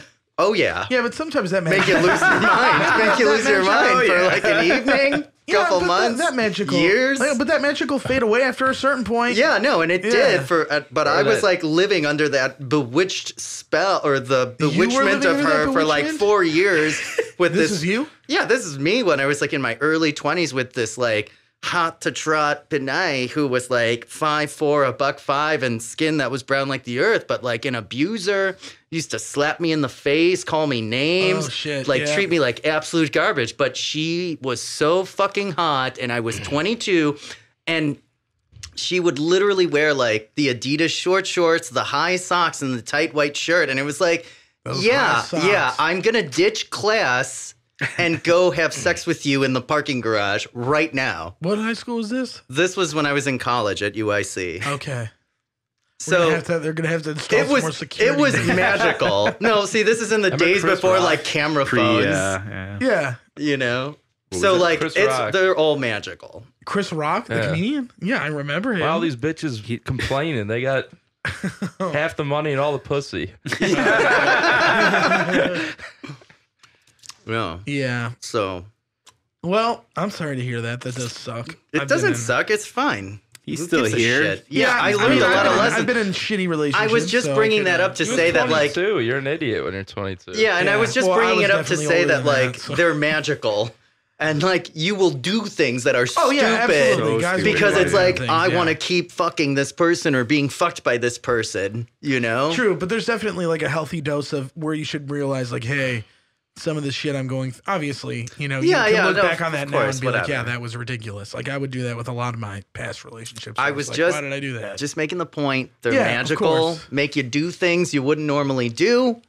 Every single one. Yeah. Every last one of them. Really? Everyone? Did you feel the same about every single one? Honestly, women have all the power in this world when it really comes down to it. I don't know. That's a big statement, man. They let us get away with running countries, but they run our minds. Yeah, in a way. They could. Look at it. Gabe fell for it when he was 22. I don't know, man, because I think, like, yeah, in some aspects, like, if you had, like, the hottest chick in the world start fucking you, you'd do anything for her. I think it's like some people have more magical ability than others to control. You know, and some men have more or less willpower to allow themselves to be controlled. Yeah, and that's another thing, because I think that could be like a substance in itself too, where it's like you become a slave to that shit. It's like, my God. You know what I mean? Like, take me back, master. My friends, I don't know, my friends in a certain way, like some of them, not a lot of them anymore, but there's been points where all of them, I'm just like, man, like you guys are fucking whipped to this shit, and it's just like. Well, yeah, that's unhealthy. Yeah, I know, exactly. Yeah. And there's like definitely an amount of space there. Well, what I wanted to be whipped ever. Yeah. So what I wanted to ask you before I offended Bill by ignoring him, and it's just because I have my legs crossed this way, so just my body is naturally turning this way. So you've been touring a lot this last year. Correct. And I think we all know as musicians that, like, if you're playing your set, like, once a week, it sounds fine. And if you do it 2 times in a row, it feels okay. But when you're like playing the songs more than once a day, like 3 days in a row, like all of a sudden you hit this new level of like sounding tight as shit. Mm-hmm. Yeah, absolutely. But it's a great feeling. Yeah, it is a great feeling. But what I just was curious about with you is, have you seen your drumming improve in any kind of significant way? Yeah, a lot of significant ways. My drum. I'm okay, man, but thank you. I'm good. I would notice my drumming, not only my drumming, but I mean, yeah. Where am I going with this? Fuck, I just had it in my head, and now it's just like you're gone. Faster, more precise. Yeah, I've noticed that my body definitely adapts to it more, and it's just like, as opposed to when it used to be like, okay, like I need some time to really get going to the point where it was just like I would just warm up for a little bit and I'd be like flying, you know what I mean? Yeah, speed got easier, playing a lot of the songs got easier, understanding certain parts got easier.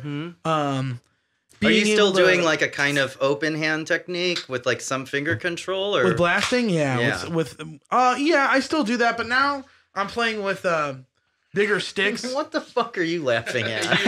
You need nicotine, dude. You're shaking. Your leg going up and down real fast. But Yeah, I mean, I've been using bigger sticks and I've kind of noticed more drummers that I feel like use, at least with metal, like death metal type shit. Yeah. The smaller the stick you use, there's so much more energy you're putting in with your hands and your arms and the velocities of every hit you're doing. And it's just like, and you're also just getting a different tone out of everything. Like, you're not going to get the same hit from a snare with a 2B stick that you are with a 7A or a 5A. Like, Sure. You won't hear it. And I've noticed getting the bigger sticks, because in my mind, it used to be like, fuck, it's going to be harder to move around the kit. Yeah. It can be a little bit, but once you kind of like get in this playing style where you really do, I hate this phrase, but it's true, where it's like you really let the stick do more of the work and you learn how to control it better. Yeah. It's just like this whole energy conservation thing and conservation of motion. And it's just like, Yeah. oh yeah, like I'll be like 3 shows into the tour, as long as there's no days off and I'm just like getting my normal warm-up time in, like, yeah, I feel a lot better, you know? And like a lot of the times where I would be thinking of like, oh shit,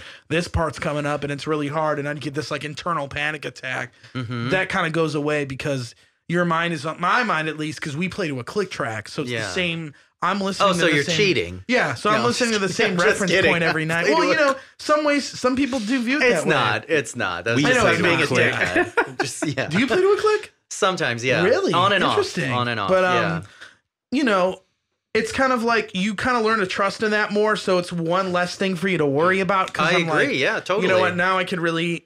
I'm getting this click. I'm used to playing with it. I feel comfortable with it. Now I can really focus on like my hands suck at this part, or like my feet suck at this part, or there's this certain fill that I always suck with. Like, you know, So what are you doing to address those sections of the song? I'll make mental notes of them and then go over them when I'm doing warm-ups and shit, and try to come up with something I think could be cooler, or, you know, try to, I don't know, man. Like, I guess address them when I'm warming up and just kind of see how it goes, you know?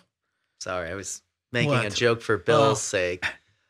So is it more just like working the fill over and over again? Or are you kind of like, okay, I'm doing this pattern. Let me just practice this pattern 100 times a day? Or is it just like, fuck it, I'll come up with a new fill? Sometimes it's a bit of both. Sometimes Okay. if I feel it's a part that needs to be, the part that I came up with it and the part that I like needs to be refined, I'll hone in on that. I'll practice it over and over a bunch.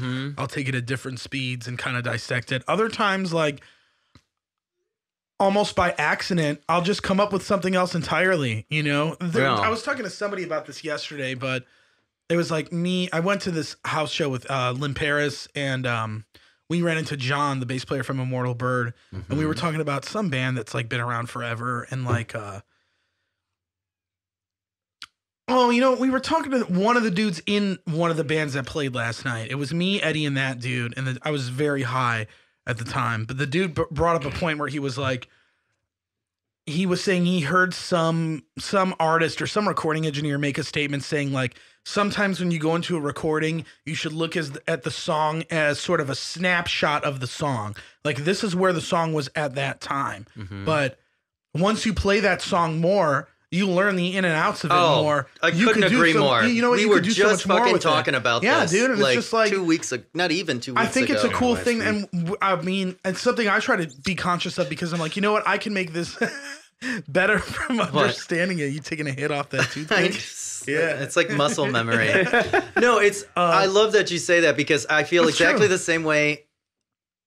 Bill and I were discussing that in terms of like the new Something Is Waiting record, that I need to get the reps in with Eddie and then get the reps in with Bill, because like some of the songs that are already recorded from the current record that's out, like they've already evolved, because at the time it was like really short prep time, maybe like 12 weeks at most, like learning the songs and then recording them. Yeah. And that was kind of where they were, as well as I could control them at that point. And now I've been playing those songs for like for so long, a year. There's so much more you could have done. I'm sure. And like I'm the they same way. they still have the same spirit, but there's little changes. Maybe there's a little bit more of a swing, because it's like it's a very groovy band, dude. That's so. And funny now to it's like very.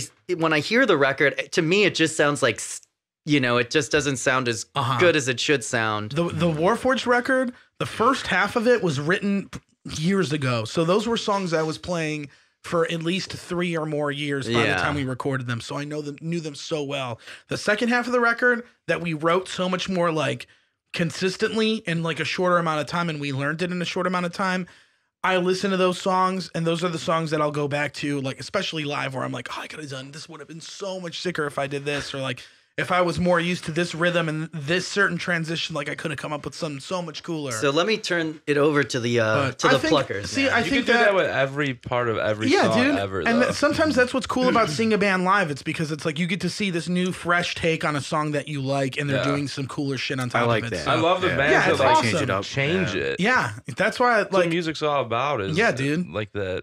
And if you think of that mentality where it's just like, why I've been reading, so I've been going on this really recently. The last week, Adrian gave me this book to read. It's a book by David Lynch, and it's all about his process on creativity and coming up with ideas. Is it called Lynch on Lynch? David Lynch? No. It's not that it's one? called because a lot of it's on meditation. Oh, It's meditation, transcendental. yeah, it's called Meditation, Creativity, and or I think the book is called Catching the Big Fish. And it relates to this analogy of when your consciousness is like this big sea, and ideas are all these big these fish that already exist in this big sea. And a lot of ideas are kind of like, they come up with how they're made to fruition by people that are able to attract those fish, and the people who are able to catch them, and they're able to exude them into the world in their own way and their own vision. And it's when you come up with cool ideas or when you don't. Like, he has an analogy about how really to come up with something like a film for him or a painting or whatever it happens to be that he's doing, it's like you get one idea and it's like you're catching one fish and you use that fish as bait for like other fish to come in, and then before you know it, you're going to have so many different ideas that are bouncing off one another. You have more than enough to work with for a lot of things. And I think with songwriting too, but I like to take that analogy and then be like, all right, this is a piece of art. Why does it have to be like, just because we took a snapshot of it, why does it mean it can't grow? You know what I mean? Yeah, no, I wanted to ask these two guys, because they're git fiddlers. Like, we're just drummers. We can make some changes that would be very noticeable, like if we change the feel from like double time to half time. But in general, like if either one of us changes a drum fill, you can't really tell. It's just a bunch of fucking noise because it's just the drums. But like if you guys, there's no melodic bass you're changing. I mean, there can be. We joke at practice where he's like, "Oh, I'm gonna fuck up this fill and do something totally different." I'm like, "I don't care. Do whatever you want as long as you're on time. I can follow you. Yeah, have fun with it." Yeah, but what I'm getting at is how we're talking about how like you sit with a song and then you want to change things. I imagine that's a lot harder for you guys, because like you guys play a very recognizable instrument with a very recognizable sound. Like, this is the rhythm, this is the lead guitar.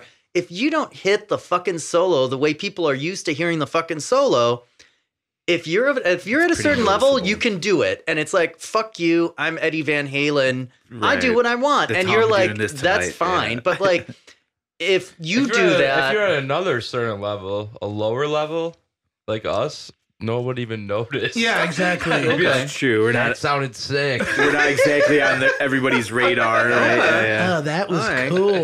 Yeah. But do you guys like experience that as guitar players? Like, I wrote this song or I wrote this part, and now I've been playing it for like 18 months, and it's like, oh fuck, I should have gone to this fret or hit that note. Do you make that change if it's already recorded in the live setting or not? We do all the time, but we play a lot more freely, I feel like. Yeah, you guys are a lot more experimental. Okay. So like I try and we switch up shit all the time.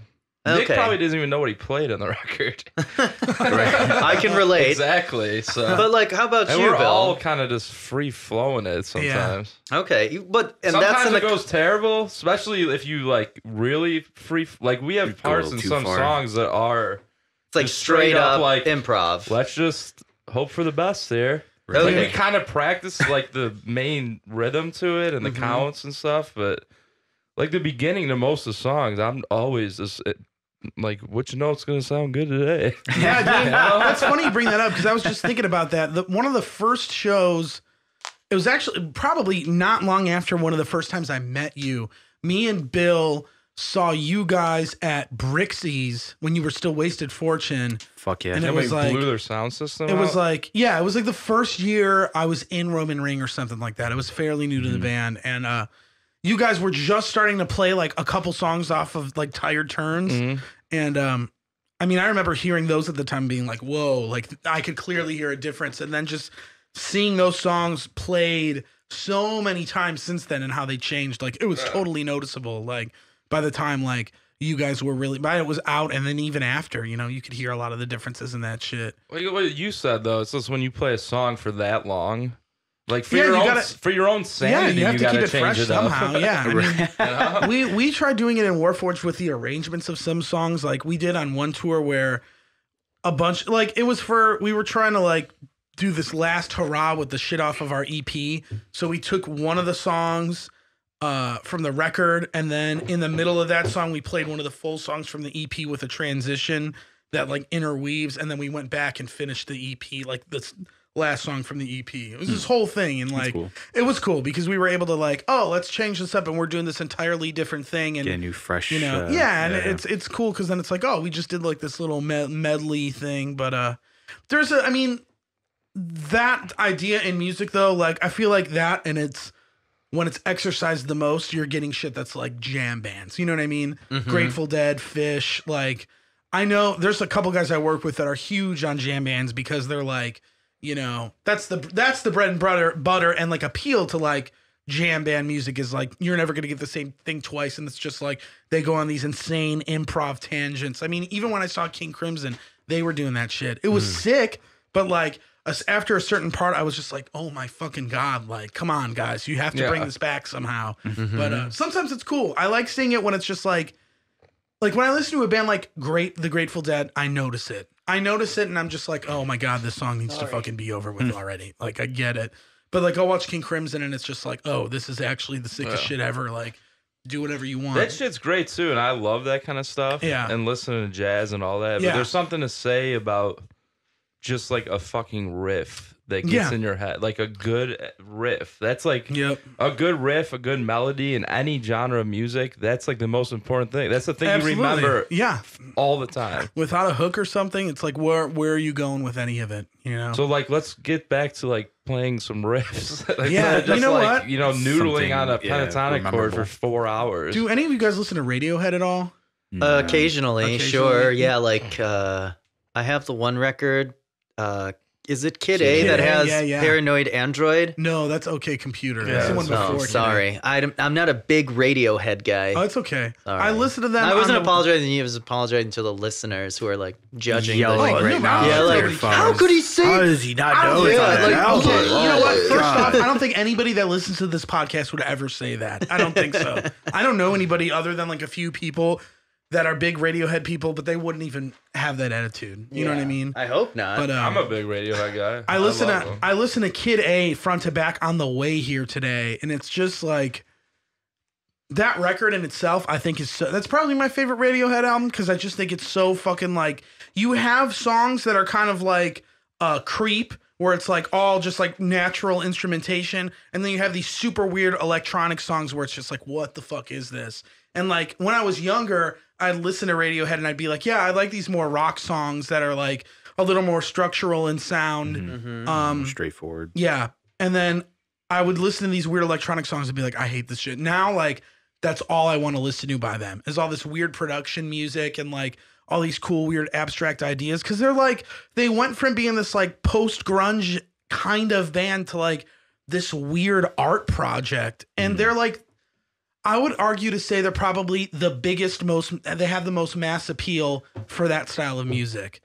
I mean, they're huge. Like, you would see them on MTV and they're playing this weird drugged out garage electronic music. And it's like, what is how going many on? millions of dollars did they turn down from Pepsi? I forgot how much it was. It was insane amounts of money. And they just were like, no, we're not doing that. And that's so sick to me. And it's just like, they also have geniuses like in every aspect of their music. Yes, absolutely. There's so many sick ideas there. Their guitarist is writing like orchestras. Yeah. Tom York is one of the best like lyric writers ever. Did you watch? Have you listened to his He has one of my favorite lyrics ever. I'm an animal trapped in your hot car. I love that line, dude. That's such a fucking good line. The way he sings it. Yeah. There's a lot of Yeah, he is such a sick lyricist, dude. And like, have you seen his have you listened to his new solo album?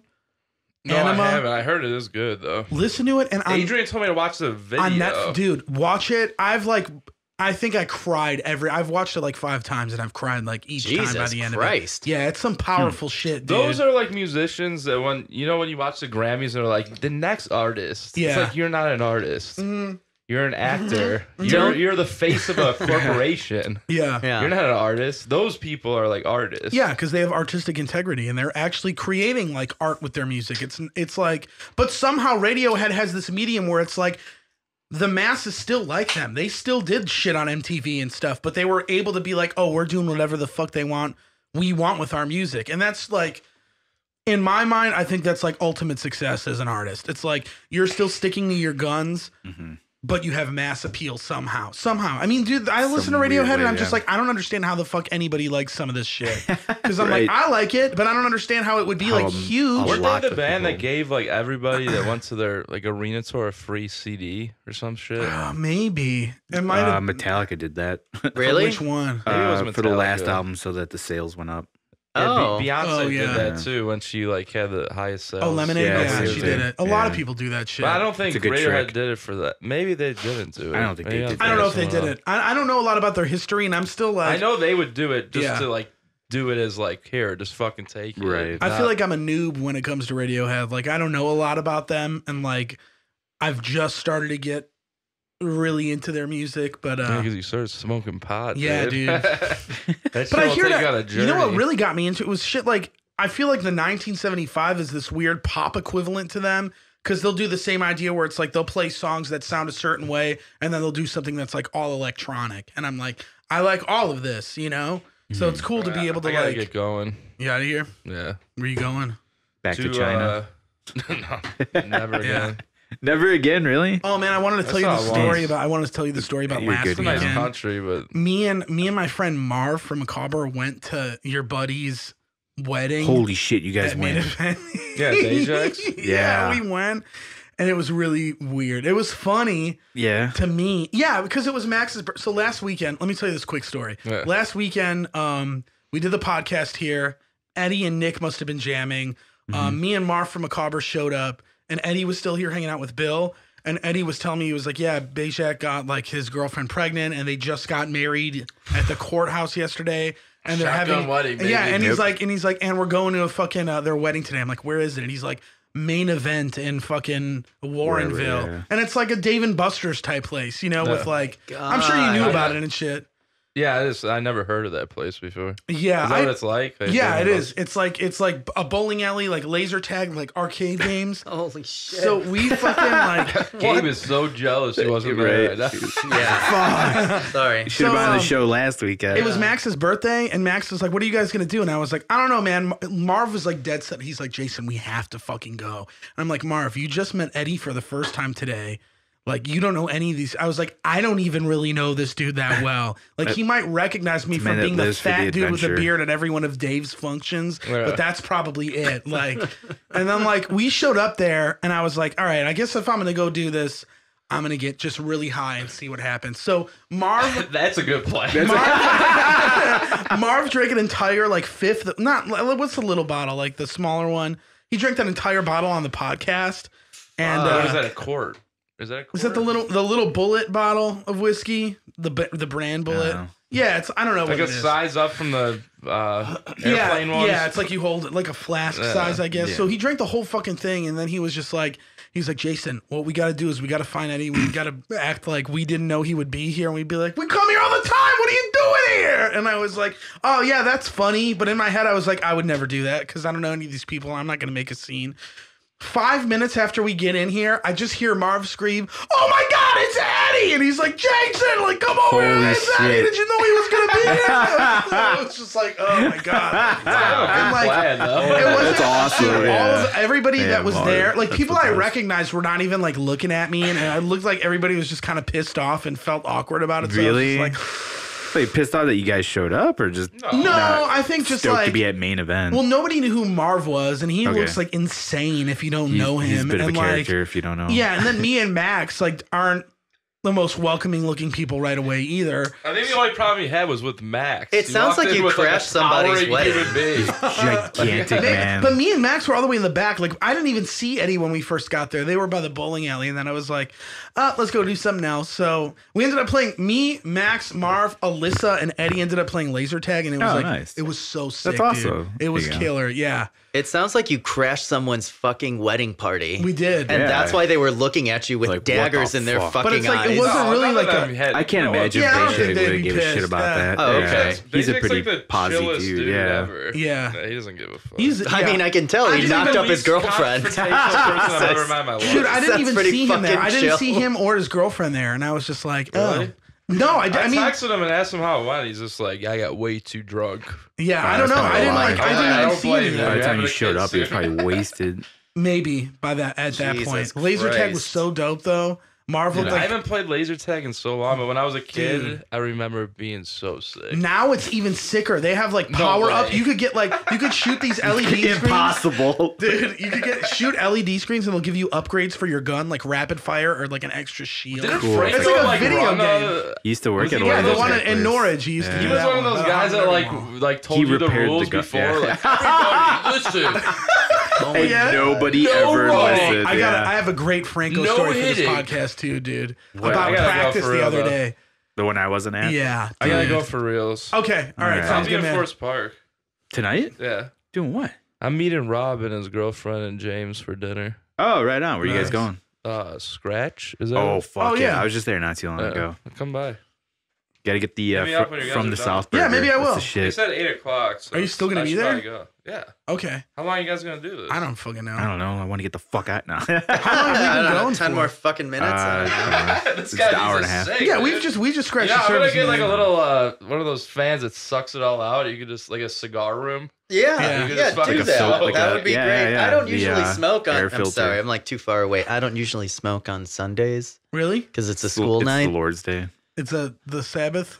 No, it's just I try not to let my smoking take control of my life. That's good. Because just one day of the week. No, a few days, like 2 to 3 days a week. But lately I've been watching this show called Peaky Blinders. Yes, and all they do on the show is smoke and drink. So I've used it as my excuse to just go for it. I tried watching that show for a girl that I really liked and didn't have a good time. With the girl or the show?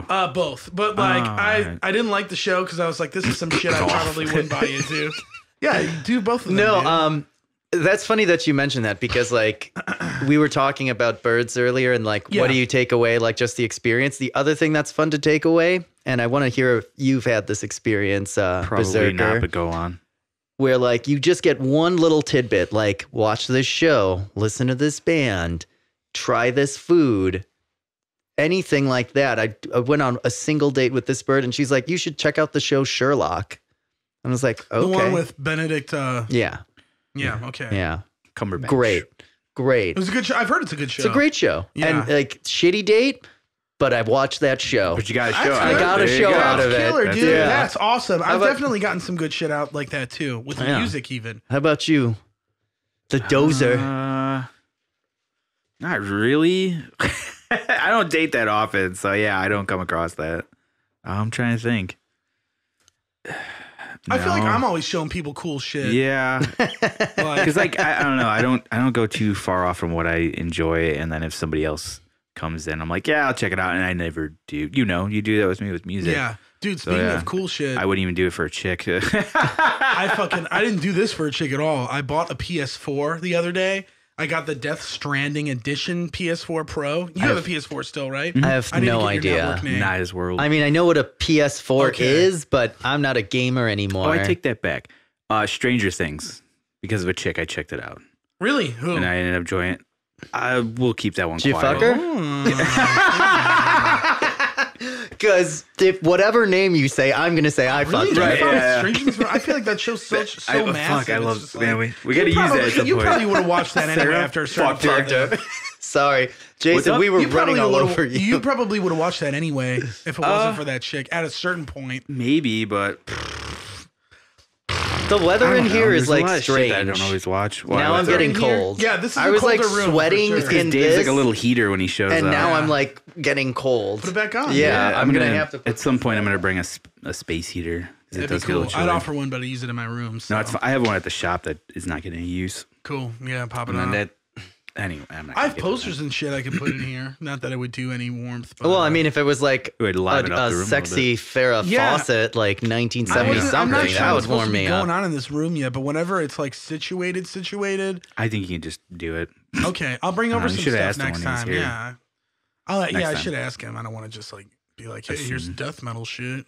So are we good, Jason? Cool, are we good? There's no trouble between us, right? Yeah. Why would there be any tension? I don't know. I give you a lot of shit, man. No, Bill was telling me. Yeah. He told me. He's like, "What's Gabe gonna do? Is he gonna fuck with me for 2.5 hours? Is he gonna like just give me?" Yeah, because you're a wild card, man. Sometimes you come on here and you're just like comes in hot. Yeah, you get all sassy. That's why I purposefully try to not be too high for this podcast. I got to keep up with you. Now I'm feeling good too because it's like, all right, I smoked a little on the way here, but now it's like I'm in that good high. Tend to old man you a little bit. Yeah, I get old man-did a lot. And you're a kid, you know, you're a fucking kid. Yeah, I understand I'm a kid, but like I like ball busters to a certain extent. You think I bust your balls too much? I get my balls busted quite a bit. No, I said, but do you think I bust your balls too much? No, I don't think so. I wouldn't even call that necessarily ball busting. It's like a form of it, but not really as crude or as like intentional. Okay, I just because I was worried. Cool, I was just making because and like Bill told me a story about years ago, like where you like I guess it was before some show, and I was like warming up on the pad. And Bill says you like came up to me and tried to talk to me, and I was just like, "Yeah, man, whatever, that's cool." And you like talked to I don't even remember this, or it could have been like Ed, and was like, "Hey, is everything okay with Gabe?" He was being kind of like brushing me off, and was like, "Oh, are you sure this was me?" That's what he told me, but this is an old story. I don't remember this either, man. Okay, we're good, right? Yeah, absolutely. Okay. Why wouldn't we be? I don't know. I'm just making sure because I was like, you and that practice pad seem to get you in trouble. What's up with that? Oh yeah. You know what? I'm just trying to like get ready. Yep. And play well. But there's not a lot of fucking do space. It to somebody's set. All right. Yeah. All right. Yeah. I will do it through your fucking set. Well, just gotta jam through somebody's set, huh? You know what? I'm not fucking jamming. I'm working on. Yeah. So this fucking guy, he's a real sweetheart actually. But like, I offended him because I was like doing my like alternating. Warm-ups? Yeah. Because we were doing a Burlington show, and you know that room. It's not a big room, but... Yeah, there's nowhere to hide. And there was just like, I was just there, and I'm listening to the band, but while I'm listening, I'm tapping. In there, and it's like, yeah, he's got to warm up. We got to play a fucking set. Were you like warming up on the side of the venue? Yeah, like just to the side. And I guess the guy saw me like warming up, and he got bothered. Like, really? Like so much so that he brought it up when we saw him like months later. What did he say? He was like... I don't remember. I think just like, hey man, I didn't think it was cool at you. Yeah, I didn't think it was cool you were doing that, and it's like, whoa, I don't. And like, and just didn't expect it from him. Like he's. Do I know this? Yeah, person? you know he is super chill, nice dude. Any other time, it was just weird. Drummer? No. It was just can like. You say who it is, so I can just bleep out the name after. Yeah, hold on. Whoa. It was. Oh, I don't really know that guy that well. It was just he very was unexpected. Drunk. Yeah, he was drunk, and I just didn't think anything of it. It was just funny. Yeah, because I mean, we've seen him since, and he hasn't. Yeah, really and that guy's not a drummer. No, and I've run into him a bunch of times at Continental, and it's like, hey man, what's up? Just like super chill. It's like nothing. So yeah, usually he is. Did he think it was rude the fact that you were not watching the set, or that you were? I think it was like, and he has a point. He has a point. It was kind of shitty of me. I probably should have. I should have been further back.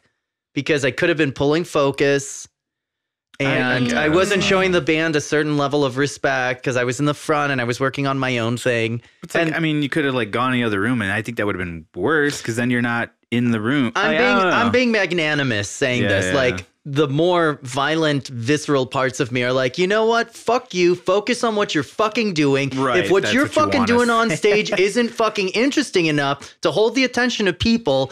And I look fucking great working my shit. Yeah. Fuck you. Get better. But like that's like me being at my worst. That's the 11. Yeah, you know? That's and there's no reason for that. That's why I'm like, it's a funny thing that happened. Yeah, I think that's bullshit though. Like, dude, I mean, like in a sense where it's just like, are you seriously gonna say that? Like, I can't even tell you how many sets I've missed on tour because I was warming up or breaking down my kid after. I know, it's just like it is what it is. Like, who cares? Like I said, in his defense, I guess he was like pretty drunk when he brought it up. Was he like putting on this performance for somebody? No, not really. Because it was just the two of us out front talking, and then he popped over, and we were like chatting for like a minute. And then out of nowhere, he brought it up. And it caught us off guard. And we're like, oh, shit. Like, all right. And then he got whisked away by whoever he was there with. Yeah. And they were going to the next fucking bar. I'm just like, whoa, that was weird. But all right. Yeah, that is weird. I don't back that. I mean, I'd hope a drummer would be warming up before his set while I was playing. Yeah. Like, I mean, it's nothing. It's just like a funny, stupid thing that happened. Any of that stuff. Like, I have plenty of shows where I see a guitar player warming up or a drummer warming up. I'm like, yeah, that's the thing. There's not really a lot of room in that place. That, I mean, I wouldn't warm up in that bar like room because it would be too annoying and like loud and noisy. Even on a practice pad, it would be just like, I don't know. You probably can't even hear it. Yeah, but then how are girls supposed to know that you're a drummer or a musician if you're not practicing in front of them? They can tell. They can tell. I don't know by playing. By playing in front of them, maybe. A mile away. Yeah. Yeah, they'd be like, ugh, like, oh, look at that fucking guy. Yeah. Ugh. Eh. I love it. I love it when I meet girls, and this never happens anymore. But it used to when I was younger, where I'd meet girls and they'd be like, "Oh, you're a drummer," and I'd be like, "Ugh, get out of here with that shit." Usually with still the immaturity. Yeah. That shit does still happen with you. But you're like, look at you, dude. You look like you're a Casanova right now, dude. Casanova, fucking wow. Come on, Gabe, Jason, dude. Please, yeah, man. It's just, some people take pride, in what they do and how they dress. Don't. Yeah, neither do I. Dude, I'm gonna get a baller ass jacket. I'm going to the Empty Bottle after this. I'm not changing. Dude, I might go and get the cigarettes. This band High Diver, awesome band, local boys, a band called Fur, a duo, most excellent. And I believe the third band or the middle act, the ham to this sandwich is called Saint Marlborough. Okay. I believe. But you should check those bands out because why the fuck not? Yeah. You're going to keep listening to the same fucking songs, you fucking Philistines? I'm a Philistine for sure, man. No, I do the same thing. I'm like hungry for new music, but I like can't listen to any of the shit that's popular now. Like I don't give a fuck about it. All the music that comes out now, I know I'm screaming at the wind. Let me yell at the wind. Right. Yeah. It's like the mixed media that used to exist in art, like mixing collage, like photo with acrylic or oil or what have you, is happening with music now, and I can't fucking stand it. I hate this like new culture, all this new music of like, let me get these sounds, let me fuck with the pitches, let me grab all these samples. It's like gone beyond just sampling. It's like you are just like seeking different sounds and putting them together. And there is a kind of art to that, but it's just such a mishmash of styles. And I just can't stand it. And the like intentionally bad crooning. And like, that's what's gathering people. Example. Give me something that like, I mean, you're saying a lot of broad things, and I feel like it sounds like you're narrowing. Are you talking about like modern hip hop? Like I'm talking about emo rap. A or lot some of shit? like, I don't know, like all of that shit. There's that, but there's can't also stand a lot it. of other things. It's too. like bumming me out, man. What, like Juice WRLD, like rappers like that, or yeah, I think you were talking about a few of them, probably at a time. And it's just. I'm still working on it. That's not all that's out there, though. There's a lot of sick modern hip hop that's nothing like that. You know what I mean? Okay. Like you just got to look out. Just send it to me because like I will. I'm so hungry for new music, but like nothing speaks to me. Do you listen to any hip hop at all? Very sparingly. Okay, I have one album I will send you that I think you would probably like. You probably already heard about it. But oh boy. Yeah. You'd probably. I think you would like it. What is it? Cool. It's To Pimp a Butterfly by Kendrick Lamar. Wow, that. I already like just hearing the title of the record. I like hate it. To Pimp a Butterfly, like it's cool though. Jesus fucking Christ. There's a lot of cool like I don't know how to describe it. Whatever happened to like album titles like Damnation in a Day? Is that's like not good enough? Filth? Yeah. You know what I'm talking about. Come on. I don't know. Let's see what they're doing. Me under here. Let's see what they're doing now, though, dude. I know. It's probably all shit now. Dude, that band went from playing like headlining the House of Blues to now like being support at Mojo. They're like a joke band. I know. I mean, they like every time they roll through here, they never play Chicago anymore. Don't they? Rare. Yeah, I haven't. I saw them once live when I was late teens, early 20s. Sorry for the swallow, everyone. Mm-hmm. As you should be. But anyway, whatever. It's just a quick diatribe. Yeah, I hear you. That I'm an old man. I could get into a whole conversation about my thoughts on that band right now, but I won't. Yeah, I don't care. I'm sure you would. I mean, I care about you, but like, let's just agree that they're like not what they used to be. Definitely not. Can we just be done with? Yeah, like. Oh yeah. Yeah. Dusk in Her Embrace was their best record. You think so? Either that or Cruelty and the Beast. What about Midian? No. Oh, I think that record. No. I think Midian is like the shit. It's got some great songs. Amor e Morte. Great. Yeah, and like her Ghost in the Fog and shit. So dig this. You're both wrong. But wait, go on. Really? What's your favorite Cradle of fucking Yeah, I know, you fucking shithead. Oh no, so you know what's oh fuck. None of them. It's not. It's like which you would think Amor e Morte, like love and death.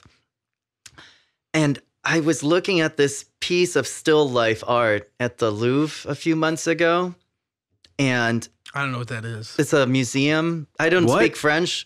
The Louvre. Was it in Louvre? France? Yeah, it's a really. Oh yeah. Well, some of us don't have money to go to France. No, I mean it's like a world famous museum. Yeah. Yeah, I don't know. I don't know that one. Oh, it's like you have to know. Yeah, you would know it if you saw a picture. Like you would know. Oh, it maybe. Yeah. It's where the Mona Lisa is and Venus de Milo. Oh, yeah, and like any number of other. And that's how you say it. I don't know. I'm not French. I'm sure you can French Je up a little bit. français un peu. Maybe not enough to pronounce things right. I'd be surprised that you would know it. Yeah, I'm probably fucking it up because I myself am just a big dumb animal. But it was cool because it's this. Still life, like just a bowl of fucking fruit. Mm-hmm. And that's what it was called. It was something like that. And it didn't mean love and death. It just meant still life. Right. Uh-huh. I'm probably fucking it up. And I really want to grab my phone, but it's on airplane mode. So everyone listening is going to be like, you fucking asshole. You fucked it up. Yeah. Just look up what still life means in Latin. Not Spanish, Latin. Because then I'll give you shit about getting on your phone. Yeah, don't do it. Don't do it. You're fucking killing it. Save the I was like getting ready to be like, get off your phone. I'm right here. I think he learned his lesson last time. You, man. You're killing it. To my phone a lot more, and nobody has noticed or said any comments about how I've not been on nearly as much recently. No. I heard the podcast last week where you're like, you get the reports and you're like, I gotta chill the fuck out. Yeah, dude. I mean, I thought it was helped doing that too. By the way, I did think it was funny though. Like, I'm done with all this fucking screen time. So the way I've been remedying it is by playing video games. Did I say that? Well, sort of. I'm truncating it into like a shitty comment, too, which is sick. Yeah. What are you reading? That's that David Lynch book. Yeah, I just finished that. I read Rick Ross's autobiography, which is great. I'm slowly reading Bill Bruford's autobiography, the drummer. I don't know who that is. He plays drum. He played drums in King Crimson and Yes. Oh, okay. He's a big prog rock drummer. Okay, cool. It's interesting. He rambles a lot, and I think it's like this inherent British trait that he has where it's just like he talks a lot about shit and makes a lot of nomenclature about stuff that's like it's a hard book to read for me to pay attention to because I'm just like, dude, I don't care about what your like English cars. Like talk about like, you know what I mean? It's just, but I get, and it's hard for me I don't want to be like, it's his book, write whatever you fucking want. Right. But it's hard I find myself being like, oh God, I just really need to get through this part. And hopefully, it gets a little better, but it's a good book. Like he does offer some cool tidbits and like history about what it was like doing the shit that they were doing back then when they did it. And like, yeah, it is an interesting book, but yeah, just shit like that. No, like makes me wish I knew how to read. Yeah. But I thought, cool, doesn't someone read to you? You don't have those picture books I keep sending you? And my cats don't know how to read, so I don't read. Yeah. I've been, I'm frankly surprised you live in an indoor enclosure. I know. I thought it was like tense. Like a tent, like a tent situation. Like Bill from Decrepit Birth. Like shelters. Should just live like that. Yeah. Live on the open land. I could do it. I don't know what that guy does now, but yeah, definitely. I keep headbutting bad idea to be like, yeah, I went from looking at a smaller screen to now a much bigger screen. Yeah, I have been playing a shitload of video games recently. Yeah, there's worse things you could be doing. That's true, but it's like at the same time, I'm kind of like, you know what? Trying to be a little more sparing with that, but I don't know. I'm like trying to do the opposite. Like I can't get back into video games as much as I used to. Oh, really? Yeah, like I'll play for like an hour and then I'm like, fuck, I'm done with this. Dude, let me borrow some PS4 games, man. It's like it's all digital. Oh, you don't have any physical games? I think I have Uncharted, the collection. Okay. Uncharted. What are you doing with your free time these days, Billy? I don't have any. I just work. I'm turning into my father. Oh, fuck. Yeah. Yeah, if I'm not practicing, I'm working. That's like it. So why don't you do something like, I'm going to dedicate this night to fucking around or something with my droogies? I don't know. I don't really like, if I go out, I usually like to go out with like a bunch of people, but nowadays most people don't go out. You don't like going out and cruising or anything like that? Not by myself. I don't like to that's do a lot of fun. I've heard stories. Define cruising. Cruising is when it's an kind of antiquated term. Like that was driving. No. In gay culture in like the 80s and 90s, cruising was like you're going out cruising, like looking to meet someone and fuck around. And my aforementioned gay uncle would use the term, and so I use the term. Have you never seen the movie? Was it Cruising? There is a movie. Well, there is a movie. Yeah, but Cruising. also the movie I played The Goods. Cruising USA for N64, where you drive through Chicago. You know what I'm talking about. Yeah. Yeah, no, it's like just going out and making the scene, putting the vibe out there. I've never done that, but I know what you're talking about. Cruising was a very controversial movie because it like fucked up the whole gay culture where they're like, this is what they're doing, and it's like, oh, it's an extreme. Yeah, this is caricature an almost example, of what it is. Yeah, well, I'm somewhat familiar with the premise of the film, but whatever. But cruising. So you don't like to go out? That's I know I'm bringing it back to that, but really, what's my life? I work. I play drums in the bands. I read or take care of my plants because I'm fucking sad and pathetic. And then I go out on the weekends and trying to meet someone, even if it's just for a few hours or an evening. Is this pre-planned or is cruising more in the sense of... I mean, like, I'm just going out. I'm going out to try to pick someone up. Okay. You're not... no preemptive strikes planned. It's just like you're going to see how it goes and you're going to go for it. Yeah, I just go out and make the scene. Like, never done that. It's not my approach. What, really? Just fucking go out in the world and just talk to birds, man. I don't like doing it. I don't like... Why? I don't... Because I just the thrill of the hunt in the wild. But it's incredible. I don't know, man. Because normally when I'm out and I don't go out alone to cruise in the places I think that I could go and cruise on my own, where I'm like, I have 100% confidence I could like kill it, are places I would never really want to go to anyway.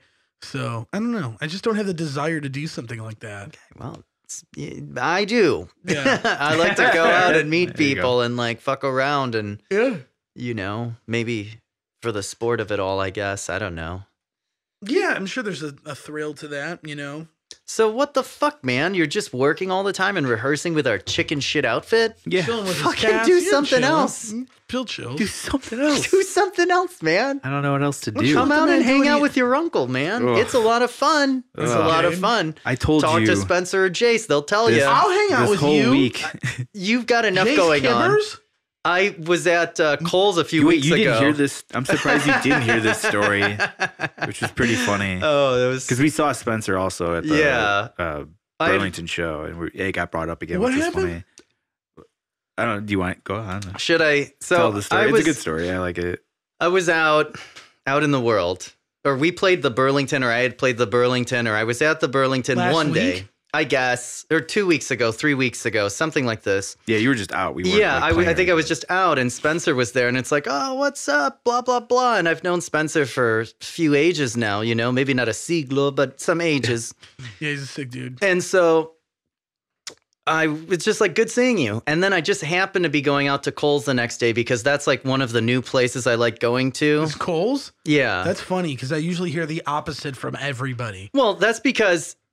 I don't know, like, the age of the crew you run with, but I imagine they're all in, like, your ballpark, like early 20s. Usually people I hear are older than me. Oh, okay. Yeah. I'll get to that part of the story later. So I go to Kohl's, and I'm, like, doing the thing that I do, which is play pool and get drunk. Yeah. And talk to people. That's a good place to go cruising for sure, dude. And I'm just out in the world, and then, like, Spencer's there, and I'm chatting him up, and then, like, Jace shows up, and... he is such a sweet guy because I've met that guy maybe twice. Jace? That's it. Yeah, like, Jace. But it's like I saw him, like I was just standing there holding the cue, being a fucking idiot. Yeah. Okay. And he walked in and like big smile, like, Gabe, how are you? Like so fucking sweet and open. And it was just who's he there with? Just he walked in by himself to see Spencer. Shit. And I was just so fucking taken by that. Like such kindness, and like I've met the guy like fucking twice, And he didn't have to. You could have just walked right past me and I wouldn't have thought anything of it because it's like, I met the guy once. Whatever. So we're all drinking, laughing, and I'm embarrassed telling this story. Why? It's a good story, man. This bird that I had like been hitting on mercilessly last weekend happened to be at Kohl's. Okay. And it was like this perfect moment of there's a lot of people around and Jason Spencer is sitting and this bird sees me and she's with another bird that I know. And she's like, "Hey, Gabe, bet you don't remember who I am."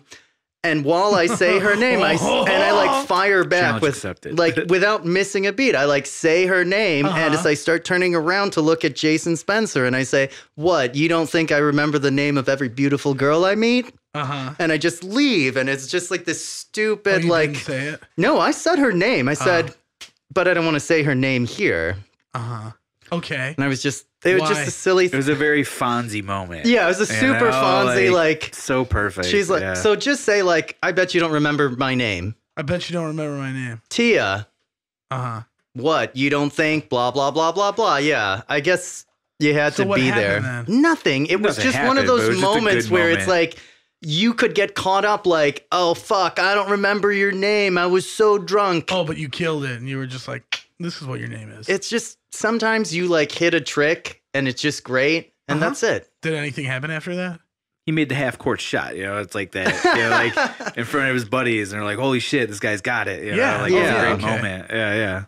Yeah. Okay. I guess it's not impressive to you because I wasn't like snorting a line of coke. At the same time, like. I feel like I'm missing something. I don't know what it is. Like, that is cool because it's smooth. No, it's but it's like, stupid. Just remember something. Like, I remember people's names. Oh, yeah, you're this bitch, I wouldn't say that, but you know what I mean? It's just like, oh, yeah, this is you. But I wouldn't do it in a way where it's like flattering. I would just like, in my head, I'd be like, the way of me uttering it would be like, self-accomplishment of like, oh, you remember that, like, good for you. For me, like, in my memory, as opposed to like, I'm doing this because I like you. Like, it was just like a spur of the moment thing, like killer. Just immediately, and they're there, and I'm like holding myself up with my pool cue. Were you like that drunk? I mean, I was pretty drunk, man, because like when I go out, I'm just drinking a lot of whiskey, or I'm drinking like beers and shots. Just me and you. Can we just go out and fucking cruise or whatever the fuck we're doing? Cruise and carouse. I'll get a sick jacket like that. You don't need to. Cool. You can wear whatever you want, man. I want to wear something like that. Okay. You don't have to. It's okay, man. I'll lend you this one. You can wear the jacket. I don't know if I can fit in it, but we'll see. It's cool, man. I don't know. I'm a fat guy. I always feel guilty about those hangouts, though. Like on Friday night, I got invited to hang out by a friend of mine, a fellow musician. And so I was like, yeah, let me go. And again, I'm going right back to the beginning of the podcast of like, I can't have a conversation with anyone anymore. Okay. And it's just like, we're at the one bar and we drink. And then we go to the next bar and we drink. And then we go to the next bar and we drink. And we're not really talking about anything substantive. It's like, oh, we're talking about our fucking bands. We're talking about this guy's impending marriage. Or we're talking with these random fucking people at the bar. And then like we get to the last bar and I end up meeting these birds and picking one up. And then the next day I feel like guilty. I'm like, oh, I was hanging out with my friend. And it's not that I abandoned him or we were like, had this. It's like, it's tough, man. Because it's like, what are we talking about? What are we doing? And then I'm out and then I meet someone and I've kind of like, he's, talking to someone else. And I don't, it's.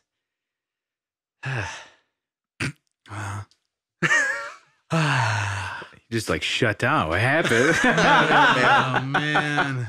I like had this awesome fun Friday night where it's like you fucking met the girl and she's hot and she's young and now like and then Saturday I like can't even bring myself to go out. I'm just like at home drinking and smoking because I'm like you fucking piece of garbage. And then today too I like wake up I'm like oh fuck not this again.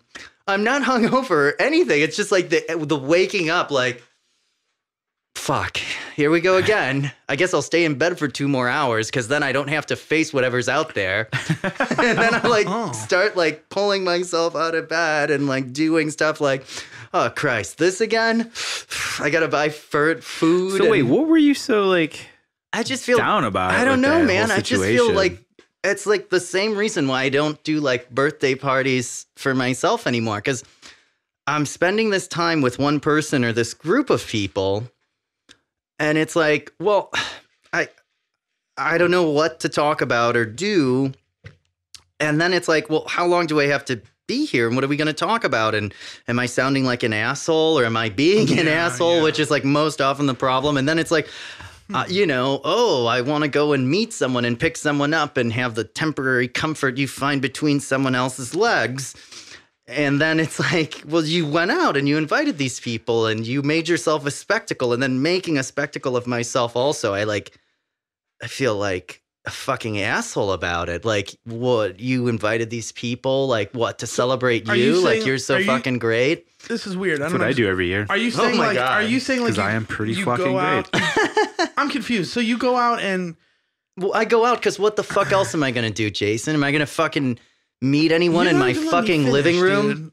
Sorry. I'm a little aggressive. Yeah, I can tell. Coming in hot. So are you saying... I'm definitely going to smoke after this. Are you saying that you regret after hooking up with somebody? You feel regret, or you feel regret that, almost always. Oh, yeah, me too. Almost That's why always. I don't do it a lot anymore. I just can't. What else am I going to do? I can't keep jerking off. I'm trying to find somebody that, like... I'm trying to find somebody, but where the fuck, like... I don't know, practice some self-restraint there. If you notice that you start feeling shitty... No, not fuck that. Fuck that self-restraint bullshit. Jerk off and then just, like, get on with your day and be productive, man. No, fuck that. I only do that when I, like, get tempted to fuck someone that I shouldn't fuck because it's going to cause trouble for me. Well, it sounds like everybody you fuck you shouldn't fuck. If you don't feel good after it and you feel like shit...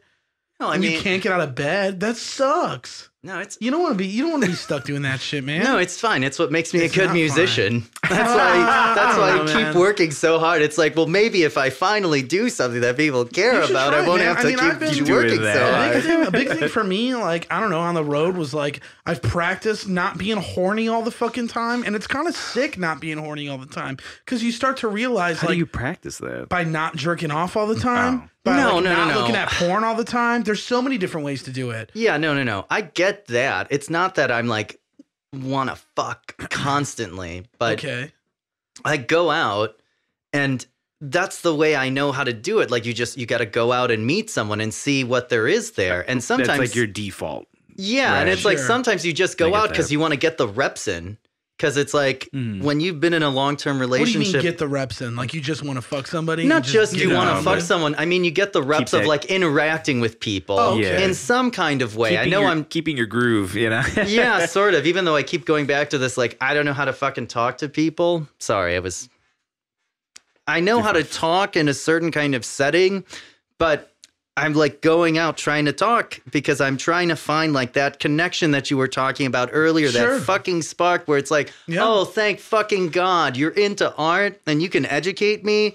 You're not just fucking boring. It's nice to meet somebody that really does appreciate little things, dude. Yeah. I mean, like art, like any art. Dude, I get excited when I meet a girl that likes video games because sometimes they're able to look at things in a certain, like people are like, oh, they might write anybody, even a dude, where it's like, oh, it's super nerdy. But it's like, depending on the way you look at it, if you're able to find some type of appeal to that, you could find appeal to something that has a little bit of... I mean, some certain video games have some artistic integrity to it, and there's a lot of thought that goes into it. I mean, not if you're playing like Madden or like, Call of Duty, but if you're, I don't know, and it's like, usually like, if I meet somebody that's like, I'm a nerd, and they're into like movies or books or even anime, sometimes I'm just like, well, that's cool because you're kind of flexing this little bit of like, I don't know if I want to say it's a creativity muscle, but it's just like, you're prone to being... into something that does have a heavy sense of creativity in one way or another. It may be they're not doing the creating, but they're open to it and they might enjoy learning about it more. And there's so many different angles you could take with that, as opposed to somebody that I meet when it's just like bridging this gap. It's like they might see creativity as this like mysticism in a sense. Like I've met a lot of women before that it's almost like they'll find it intimidating where it's just like you are more of the creative type, whether it happens to be playing music or being attribute it in any type of artistic range. But yeah, it's different. And I mean, yeah, I think maybe because of our age gap, we have different approaches as to how we like getting the reps in. That's a really good example. Like my idea of getting the reps in is communicating to people on dating apps because that's how I do it. Yeah. You know what I mean? I'm tired of that shit. It sucks. I mean, I have used the tools of my time with great efficacy in the past, but I tried to do that shit recently and it just like, it messed me up. But I like getting the reps in is like just go out and talk and make sure you can at least communicate with the opposite sex. Yeah. If for no other reason than to serve your prurient desires. Dude, that's honestly what I feel like my last few dates have been. It's almost been like a check for me to be like, hey, can I still like kill at this? And then I do, and I'm like, okay, I guess I'm not worried about it. And then it's just kind of like, in my mind, I look at those experiences and I'm like, that's more practice or getting the reps in for the person when it's the right time. So I can be like, so I know how to do this. Yeah. You can I don't know. Hopefully not fumble around when you do meet somebody. And just kind of like say the shit you want to say and not go over. But what was it about the whole online thing that like bummed you out so much? You know, I made a lot of matches, or I made a fair amount of matches during that week. I was using Tinder. Okay. Because I didn't want to write a whole flipping biography. A biography on fucking OkCupid, which I've done in the past, but it's like, well, okay, you got to think. Just for the listeners too, as far as the setting goes, Tinder is definitely directed more towards hookups because of like the fact that it's much more concise and like it seems to be the general consensus of a lot of people on there, right? As opposed to OkCupid is used more for like finding a relationship or other things. That hasn't been my experience with either one of those apps where like Tinder was like, I'm meeting girls and I'm like fucking and it's, that's just not my experience with it being like quote unquote a fuck app. Okay. That wasn't my experience, but it was just, I was making connections. I was having conversations, brief conversations and setting up dates. And I did go on like 2 or 3 dates during that week of having it, which probably contributed to it. Mm-hmm. But it was just, I don't know what it was. I don't know if it was because I wanted to make that connection and I wasn't making that connection, or if it was because I needed that approval or I needed to know that something positive was happening. But it just, for whatever reason, it really messed me up in that week really quickly. I had felt a kind of depression that I hadn't felt in years. I was like, what is this? And the only thing that had changed in my life was that. And as soon as I resolved to delete it, I started feeling better. And then I deleted it and I felt fine. And I was back to normal. That fast. But what did you think it was that put you in that mood? That thing of like, I need this approval. I need to make this connection. Did they respond? Do I have more likes? What's happening? And it became this like really unhealthy obsession really fast. Yeah, and it does that for a lot of people. Yeah. And so I was just like, get out. Yeah. So that's why I use that terminology like hunting in the wild, because it's a little bit more real. I mean, it's a lot more. It is real and it's easier to control, and I just know how to manage those expectations where it's like, the victory in hunting in the wild is just like taking a chance, and you don't have to pick someone up or even get a number, but like the fact that you're like, hey, round eye, how you doing? All's well, yeah? What are we drinking to? Friday night enough? And if that doesn't resonate with them, okay, fine, but I like put myself out there for it. Sure, and I feel like that I sound like a fucking asshole. No, I don't think so. We need to do this all over again. No, I think I'm David Finchering this podcast. No, you're not. We're not releasing it. You sound like you're confident in what you know how to do. Yeah. I mean, do I agree. look confident as I like rub my face and I like just no? Look I mean, you sound into confident when you say it, though, dude. I mean, but that's the secret, Jason. You have to consider like the relevancy of everything. Yeah. And how relative is that to everybody? You might be killing it when you're going out for, so-called the hunt for you is going out and doing exactly what you just said. That seems like that's your definition of this is how you do things. And that's your zone. That's how you feel comfortable. Some people, it's the opposite. Some people feel more, like I feel more confident on my dating app game because I've been doing it for so fucking long. Yeah. And I feel like I have it down to I mean, you've obviously been doing this probably longer than you said you were on a dating app for a week. I mean, I used to, like I said, I did all that shit. I met a lot of great women. I've had a lot of good relationships. Like long term on OKC or Tinder, and like met women that I established these 3, 4, 6 month relationships with. In fact, my last relationship grew out of OkCupid. It lasted 6 months, and then when I thought I was falling in love with her, I left her. Because I'm not falling into that fucking trap. You're not going to fall for that again. I'm not going back. I'm not going back to prison. What is the fucking... Really? So why... What motivates you to consider seeing a person on repeat if that's something you're afraid of or you don't want to? It's not that I'm afraid of it. It's just in that situation, I just knew that it wouldn't have been good. I felt like I was falling in love with that person, but I knew if I said it, I would be so difficult to get out. And I knew I wanted to get out despite the fact that I had those feelings developing. Why did you want to get out? Because I just knew she wasn't the one for me. What did you know? What did you notice about? And it could be small details or something in bigger picture thought. So I when I was younger, fucked up a relationship so badly that I can't get over it. So I'm always I'm constantly looking for absolution, and not the absolution that comes from another person. Like for me to be with the other person and then finally feel like, okay, you made up for it. And until I feel that, it's like, I just won't. Interesting. But that's not good. Oh, no, it's great, man. No. I've got my own business. I mean, that's good. I've got all this great artwork. Have you worked out a bunch? About that shit with a therapist? No, I haven't. No, I haven't had a therapist since I was in law school in my late 20s. I mean, I'm not trying to overstep, but maybe that's something. I don't care. If you really feel that way, maybe that's something you should consider. No, it's just fucking fine. It's fucking fine. It is if you say it's fine, but if you really feel that way, maybe that's something to check out. Dude, I saw a therapist after my last relationship because it fucked me up so bad, and it did wonders for me. It helped a lot. I didn't even have health insurance at the time. I had to go to a therapist that was they worked off of sliding scale. Yeah. So, I send my clients to people like that.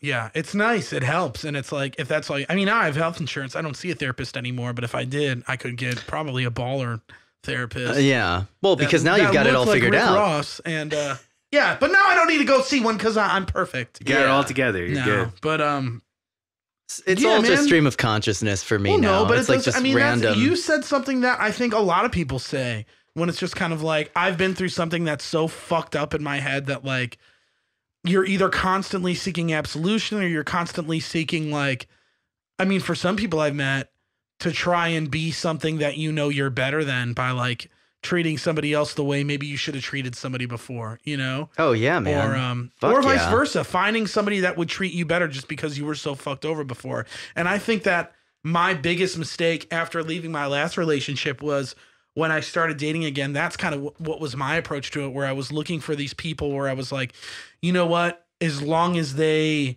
treat me with respect in the way I deserve to be treated, that's good enough for me. But then at the end of the day, it's well, no, that's fucking the dumbest. I mean, it's a good basis, but at the same time, it's just that can't be it. You have to like somebody. There has to be something that draws you in. I can't be drawn into the fact that somebody respects me for being me. It's that should be part and parcel. Yeah, that should be anybody that I'm close with at all, period. You know what I mean? Mm-hmm. There should be some type of mutual respect there. And I'm I don't know. And when you relationships and just connections, especially romantic ones, are so varied between people and could fluctuate in so many different ways. It's just, to me, it's it's hard for me to pinpoint it with a lot of people. Nate has been trying to get me for months. He's been you got to help me do a Tinder. You got to help me do this, and that. And I'm down to help, but it's just all I could really do is show you what I do and how I function on these things and the way I go about things. Cause I'm kind of like you in a sense where if I am on these apps,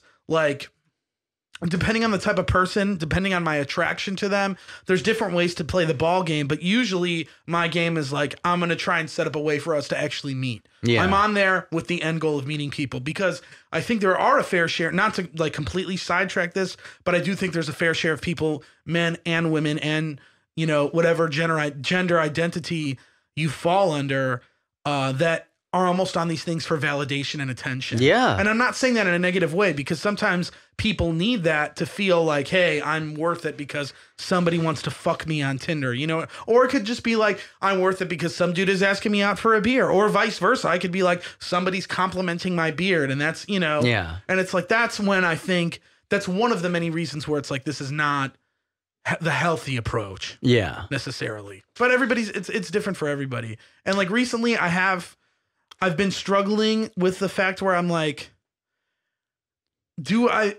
with tour, it gets me in this mindset. This whole year, it's been like when I'm home, I'm like, hell yeah, let's find somebody to date. But then like that stretch where it's like, all right, we're about to be gone. Like 2 weeks before we're about to leave, I'm like, what's the point of going on a date with anybody? Because like, I'm just gonna meet somebody and then be gone for like X many weeks and then come back and not get shit. You're just fucking dating. That's true. That is true. But it's like that's the approach that I had. That was my realization. Was like, yeah, I had made it's not a mistake, but before we started touring this year, I was talking to somebody on a pretty strong level, and I was under the impression I'm like, okay, I could see something going somewhere with this, but our schedules just kept not aligning up, and then sure enough, we were gone for 3 weeks, and I was just like.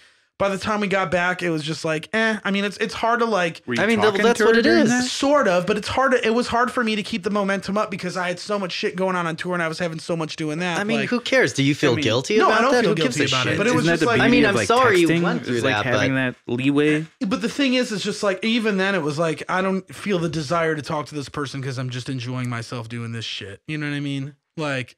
Hey, that Bill? is the point of texting, but I think like it wasn't the right approach for me at the time. So then it started to get to the point where I was like, I'll just meet some people a couple times and. So whatever happened with that? Did you ever follow up with her when you got back? No, we didn't really. Well, we kind of did, and then it was not really. She was just like, "Let me know when you're back," and then I did, and then like, and she was like, good. Well, she was like, "I'll let you know when I'm free," and then it was just like it never happened, and then I kind of lost interest, and it was just like, you know.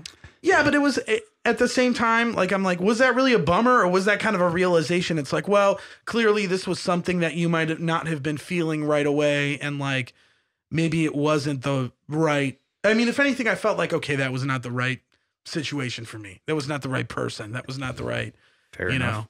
Hey, Bill, how have you fucked it up with women? Because we're sliding into hour 3. That this portion of the show, how did you fuck it up? Yeah. I don't know. I'm quick to get the fuck out. If stuff is like remotely going south. What define going south? If like and I'm probably wrong. It's just like, oh, she's probably not into this as much as I am. I should probably walk away. Oh man, yeah, that's a tough battle. Yeah. Like I used to be there too, but sometimes I've definitely found like. I just like I have a hard time believing that anybody would be into like me, and this, I'm sorry this sounds sad, everybody, but no, you're right. Know, like you're I don't know, like I spend a lot of my time just working and doing music, and like I like doing those things, and I feel like nobody ever really gives enough of a shit about those to like to be interested in it. Like they'll be interested to a degree for sure.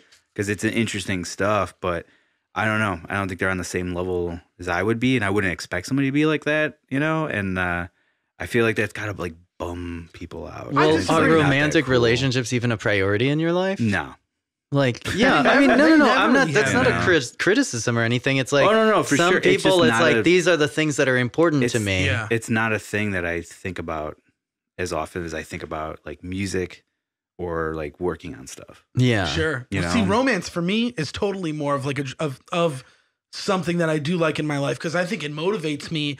It to do better in drives a lot you. of a lot of certain things. Like I end up noticing that my creativity is better when I'm dating somebody, or I'm feeling like a strong connection or a positive emotion. Or it's like my drive doesn't change if there's somebody in my life. I still do what I do because I want to do it. Well, yeah, I mean, that's still it. But you don't notice that your mood is slightly better in a lot of situations? Because I definitely do. Oh, no, I'm definitely happier. It makes a lot of grueling things better. Kind of like weed, but... Yeah, I mean, but it's funny because, like, even so, like, I could have a shit day at work, and if I'm with somebody, I'm not thinking, like, it's not going to matter because I'll see them at the end of the day. I'll talk to them. I'm not even saying that. That doesn't really affect me, I guess. I mean, and that's not like, I'm not trying to mean like a shit day. I just think it makes the more mundane things a little more interesting. It doesn't, it's not necessarily negative, but it's just like, oh, I'm noticing more things, or I'm doing better at this because I'm just happier, That is so fucking cute. I'm going to eat you up like freshly baked cookies. I'm going to hold you. But at the same time, it's not something that I want to be like. It's true. I hear you, man. I don't want to be like, that's my be all end all. I don't need a romantic relationship to do those things. But I do notice that my mood is usually better. Yeah, I mean, I think that's most people. Like, I mean, it'd be weird to get in a relationship and then you're like, I hate everything. Like, what? Yeah. No, you're going to be in a good mood. Have you guys ever been in the situations where I feel like this is like a story that a lot of people have where it's like, or a lot of guys might have, and I've heard it from a lot of guys in long-term relationships where they notice that more women tend to be attracted to them when they're in a relationship. And like, I've heard that. Yeah, I've been there, dude. There's been plenty of times where like people have not strangers, but like people made more romantic or flirtations and flirtatious interactions with me like when I was single. Part of the theory on that is when that you're attached, you have that confidence because you're with somebody, and it shows whether you know it or not. You know? Oh, I mean, I see. Yeah, in certain situations, sometimes I agree, but then sometimes I'm like, wow, that was weird because I didn't even say anything. It could also be the thing of like when you buy a car and you're like, man, this car is awesome. And you're like, fuck, I see this car everywhere now. Like everybody's got one of these. Well, or like this idea of like, you suddenly think like everyone wants you because this person wants you. Yeah. That's what I'm saying. It's the car thing. I mean, that's a shitty way to look at it. I don't think I've ever I think on a subconscious level, it's got to be there. I mean, that's how I feel. Mm-hmm. Every woman I meet that doesn't want to sleep with me, I automatically assume is a nun, celibate, or a lesbian. It has to be. Are we related? Is that why? Okay. My first thought, usually one of the biggest reliefs I find when I'm dating a person is just like, oh, this is sick. I don't have to worry about dating or meeting new people anymore in a romantic sense. It's just like that. It's just like, oh, this is cool. Like I don't have to fucking play that game anymore. Hey guys, apropos of nothing, I broke the coaster. Mother, what did you do? Fucker. It was like bending, and I didn't like how it was bending. Come on, dude. So, Dave already fixed one before. He can fix it again. Who did? Dave. How did he fix it? Just super glue. Oh. Fixes everything. Dude. You're fired. You're banned. Thank God. Thank God. Okay. I'm surprised I haven't done it because I always play around with these. So. Well, in that case, check out Lavisher and Something is Waiting. Really good coasters. These were a present, Gabe. These were a birthday present or Christmas. I love when three single guys talk about relationships and shit. Aren't we just the best to have? I fucking love it. That was another reason why I had a relationship that like didn't work out, is because like I got a meeting of the minds, and it was like in hindsight now, it was like, those are the worst people I ever could have asked to be like in this situation, because as far as their relationships go, it's like they're not exactly the best. What can you tell me about fealty? Like, what are you kidding me? This guy's got 3 kids in 6 different counties. Right. Was I a part of this? No. Oh, good. Like, no, this is way before your time. I try to like give my friends pump ups when it comes to the relationship things. I just tell everybody to get the fuck out. That's the advice I've been given by people who are in like long-term relationships. What's up? I've been given that advice by people who are in really long-term relationships who are older than me, and they're like, "Don't get married. Hold out." Shit like that. Yeah, I hear shit like that too. Yeah. Don't ever get married. Like, don't ever get married because you're Come on, Dad. Don't say that. I don't know. It's just like, it's cool. You can just say it. It's your dad, right? He's the one saying it? No. Or is it your mom? No. Oh, it's cool. I see you nodding your head, so it's cool for the audio. Oh, you're implying that it's my dad, dude? Yeah. I don't know, man. No, I'm sure he has said it once or twice, but like, I'm just trying to get you into trouble. That's all. No, it's okay. It's my fault for bringing this shit up. I'm using you guys to like get it out there. You think that you're like hurting me or something? No, I don't think I'm hurting you. Shit, Gabe. Sounds like don't you get that tone of voice with me, all right? I know I won't. But what I'm saying is, I feel like I hear from a lot of generally older dudes where they're just like, don't ever get married. Like even when it was customer calls had sounds like, don't ever get married. Your wife won't let you buy 10 ESPs, and it's like, oh, it's probably a good thing. Well, thanks for that advice, sir, but we can't take the guitar back. Yeah, right. Some shit like that, dude. For real. I don't care how much she yells. It's just like, all right, so you're not happy. Don't exude that on me. But is anybody really happy? Anybody in a relationship, really? I'm sure. Yeah, I'm sure there's a lot of people. They are all fucking idiots. I gotta be miserable. Know. That's just like, well, why are you doing I need to know that they're miserable. Like, there's been somebody self-gratification. I got a list actually of people like, what's up? There's been somebody that I know recently who's been ragging on their girlfriend to me, and I'm just like, well, what the fuck? It sounds like you're so unhappy. Like, why are you doing this shit? And I think it's because if you've been with somebody for so long, people get in this mindset where it's just like, this is easier for me to just stay in this and live the life I'm currently living than actually make the adjustment of out there living my life without this person. You can just say it's Dave. He's not here. No, it's cool. And she's not his girlfriend. Dave, right? It's his fiance. Dave's actually one of the people Dave's I've talked just ragging on her all the time. I've talked about the only experiences. So the only experiences I've had with Dave talking to Dave about women are all like him being pissed drunk and then him just being like, "Oh, that's what and none of it is like, trust. But it's just like funny. I don't care. I mean, it's just like everybody's, Dave. But I've never really talked to Dave about his relationship with Maggie ever. I don't think, like on a serious level. I mean, not that it's any of my fucking business too, but with Dave too at the same time. Yeah, exactly. And he's not the type of dude that I think would like really talk about that or bring it up. But I think he would talk about it if I asked or like if it came around or something. No, I'm sure. Like given the right context. Yeah. No, I've tried to be. I want to be like a positive influence for friends and people when it comes to the romantic aspect of things, because it's like.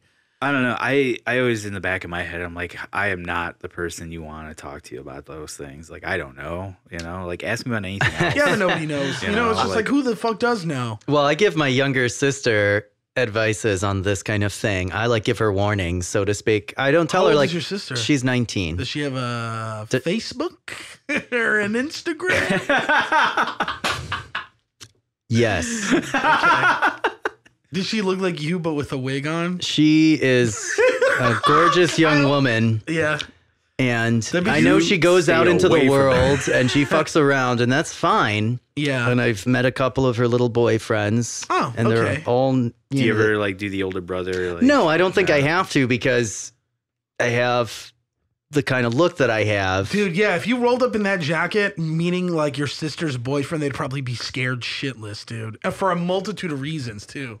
Yeah, no, they'd be like, "What is this guy? Fine. The Crow? No, or Cat Williams? Fine. Or what the fuck is going on with this?" So I give her little advice. Is like, look, you got to watch out. Like, go out and fuck around and get yours, because now's the time to love big and have passion and get your fucking heart broken, because it's never going to be as good as it is right now.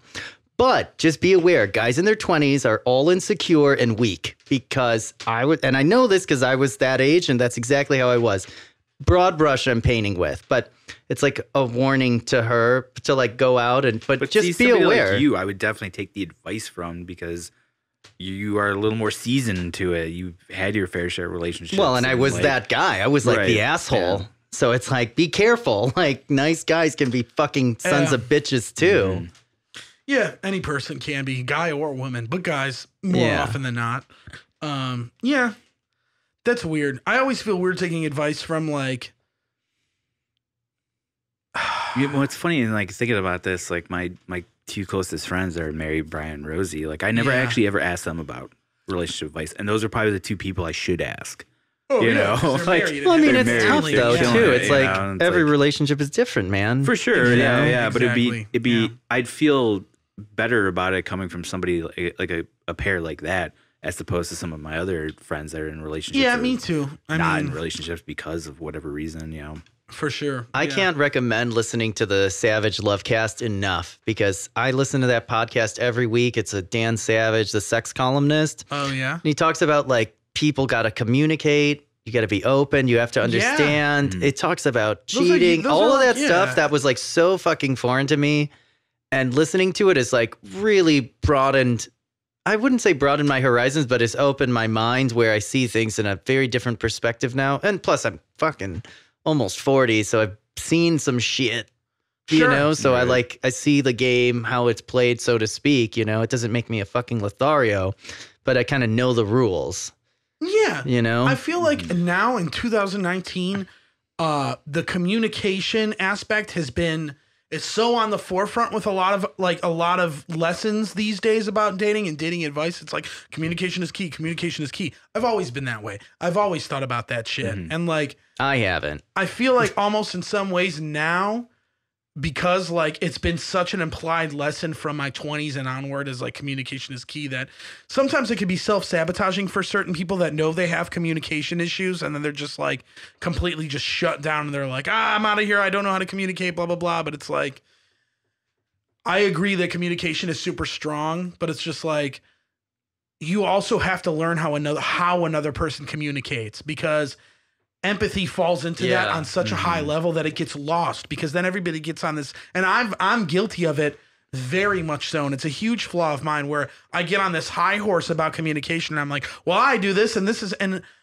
I never take a second to be like, hey, you are a person that is very vocal about your feelings most of the time. And like, not everybody is wired that way, and not everybody is able to communicate that way. So using an empathy, put on your empathy goggles and just kind of take a viewpoint from somebody else and be like, all right, maybe this person doesn't like confrontation. Maybe this person is really bad at it. Maybe this person has had some things in their past that's really fucked them up, and it's hard for them to communicate. So it's kind of like, I think some of those things get twisted in a sense where it's like, people are like, I need to date somebody that's good at communicating, but then another person is like, I need to be good at communicating, but I'm not. And then it can turn into this whole thing. He looks like he's going to explode. What's up? I like to think of them as empathy clamps, because you feel it more. Okay. Yeah, you do feel it more, I guess. And what you're saying is spot on, but all I can think of is how you and I have been having a dialogue with each other and completely ignoring Bill. And no, it's fine. I don't like the way. Okay, this is the best metaphor I could put for me, and it's kind of funny how this will work out. As far as relationships go, like I said, I'm not the person you want to ask or talk about this really with. It'd be like if somebody came up to me and were like, hey man, tell me about drumming. Tell me about this technique that you have. And I'm like, I can show you how to hit the thing. I don't know jack shit. I was like, these guys are the way, know exactly what to do. They're the drummers. Oh. Like I said, metaphorically and almost, like literally, it's the same thing. Like, I don't know. I don't have enough practice in it. I don't dabble in it enough, and I know just enough, I guess, but I mean, not enough to really do anything with it to pass it on to anybody, and like. But you still have your own ways of doing things, whether it's doing them or not. You've done it. You know what I mean? You have done it a little bit. Not to like a greater extent. Not the extent that we have, but you still have. Dating is one of those things. Like these two stallions over here. Any of those approaches, it's just like unstoppable forces. I mean, drumming is more of a you're putting a cap on something so much more that is opposed on. Drumming is like an activity and an instrument you're playing. Which there's definitely endless possibilities in a certain light. But with dating, that's like such a much more broad spectrum, and like whether anybody has it, likes it or not, they have an approach on dating, and that approach could be not at all. You don't even fit in that though, because you have done it before. Yeah, I mean, maybe fall ass backwards in maybe if somebody's like, Bill, I'm about to divorce my wife of 7 years and like I'm completely reevaluating my life. What do you think? Then I would be like, okay, maybe I wouldn't ask Bill that because he hasn't been married for 7 years, right. And but if it's like, I don't know, on a certain question, I would ask you. Yeah. Oh, you've asked me before, and I try to. I mean, my advice comes from just being like, just try not to hurt yourself, hurt anybody else, keep it positive. Like do what's best for you. You're on the real shit for sure. That's how I always feel about my life. Is like I just try to do what's best for me. Well, I mean, I think that's everybody perfect. Really should, Yeah, you always have to choose that's my baseline. Like I couldn't tell you much more beyond that. Like, true, and I wish I could, but I mean, that's the whole thing about doing a relationship and like being married is like that's when you really have to sit down and be like, I can't. This is something that requires me to think above just me sometimes, most of the time, and that's like a step I think certain people take when they're not ready for it. I think it's a step that certain people fuck up a lot, which is like naturally just going to happen no matter what. And it's just like a mindset. And I think it scares off a lot of people because it's just like, some people, I mean, there's the classic like, oh, how can you be happy with somebody else if you're not happy with yourself? It's like, there is a little bit of truth to that in a sense where it's just like, yeah, if you can't take care of yourself, do you think you should really be involved with somebody romantically on a super serious level? Maybe not, but maybe you should. Maybe for some people that just gets them on the right track. You never fucking know. Yeah. It's such a broad fucking thing. And I don't know. I feel like even with myself, I don't feel super confident all the time, and I don't feel like I have all the right answers. I don't even. Sometimes it's just, especially this year, I feel like a lot of my philosophies have turned over on their own heads, and I don't know if that's just like the way the game of it has changed and the approach of dating has changed, and like No, I think you're getting older too. I've made a mature. point probably on this podcast 1 billion times, and I don't know if I've said it to you on here, but my biggest fault, the biggest flaw I see in this trend of social media combined with dating, like dating apps, is like, well, now you have this enormous influx of endless people on these apps, on all of these apps. OkCupid, Tinder, Hinge, Plenty of Fish, maybe Match.com, who the fuck knows, you know?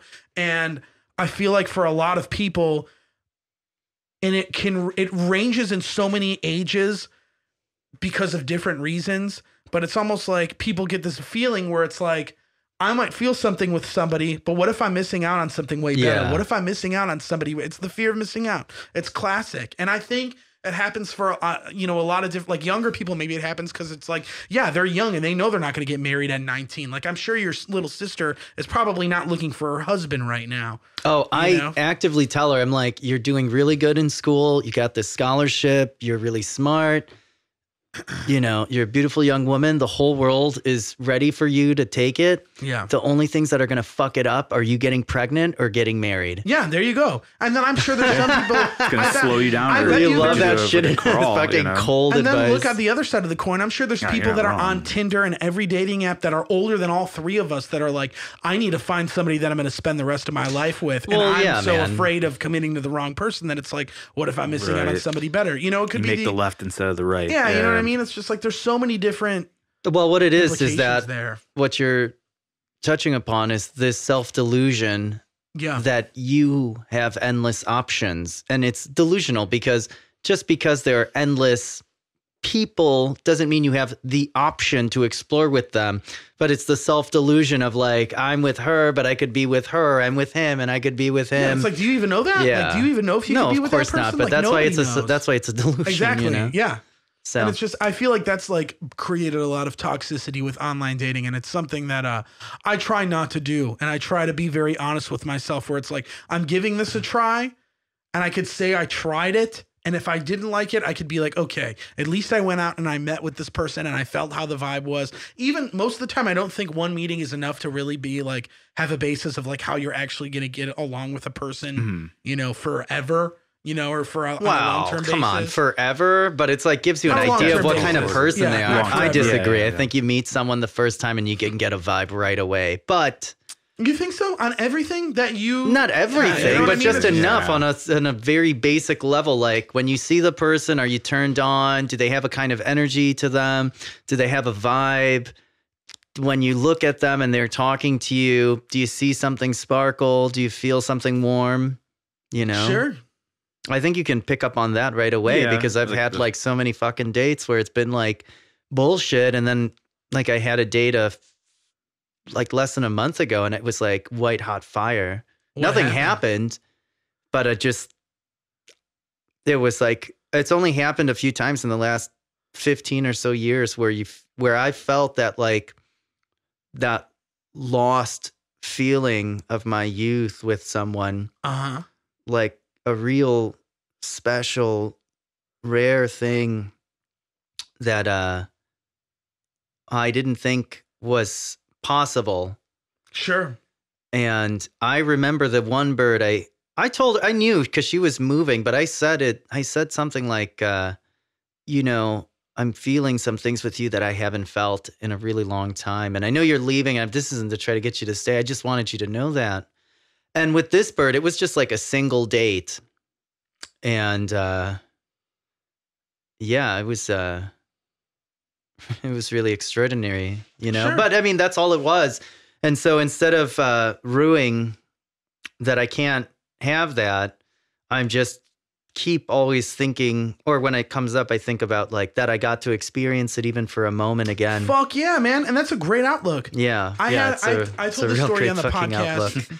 It is though. I mean, it's good that you could take something positive out of that. Yeah. You know, keeping it, I mean, that's another step, but like I relate that to the experience. At least you know you're alive. Yeah, dude, and that's, you can open yourself up to experience. Like, dude, when I told the story on the podcast, I'm pretty sure when I went on a date with a woman, it was before one of the tours we did. But like she got up and left in like the middle of a date.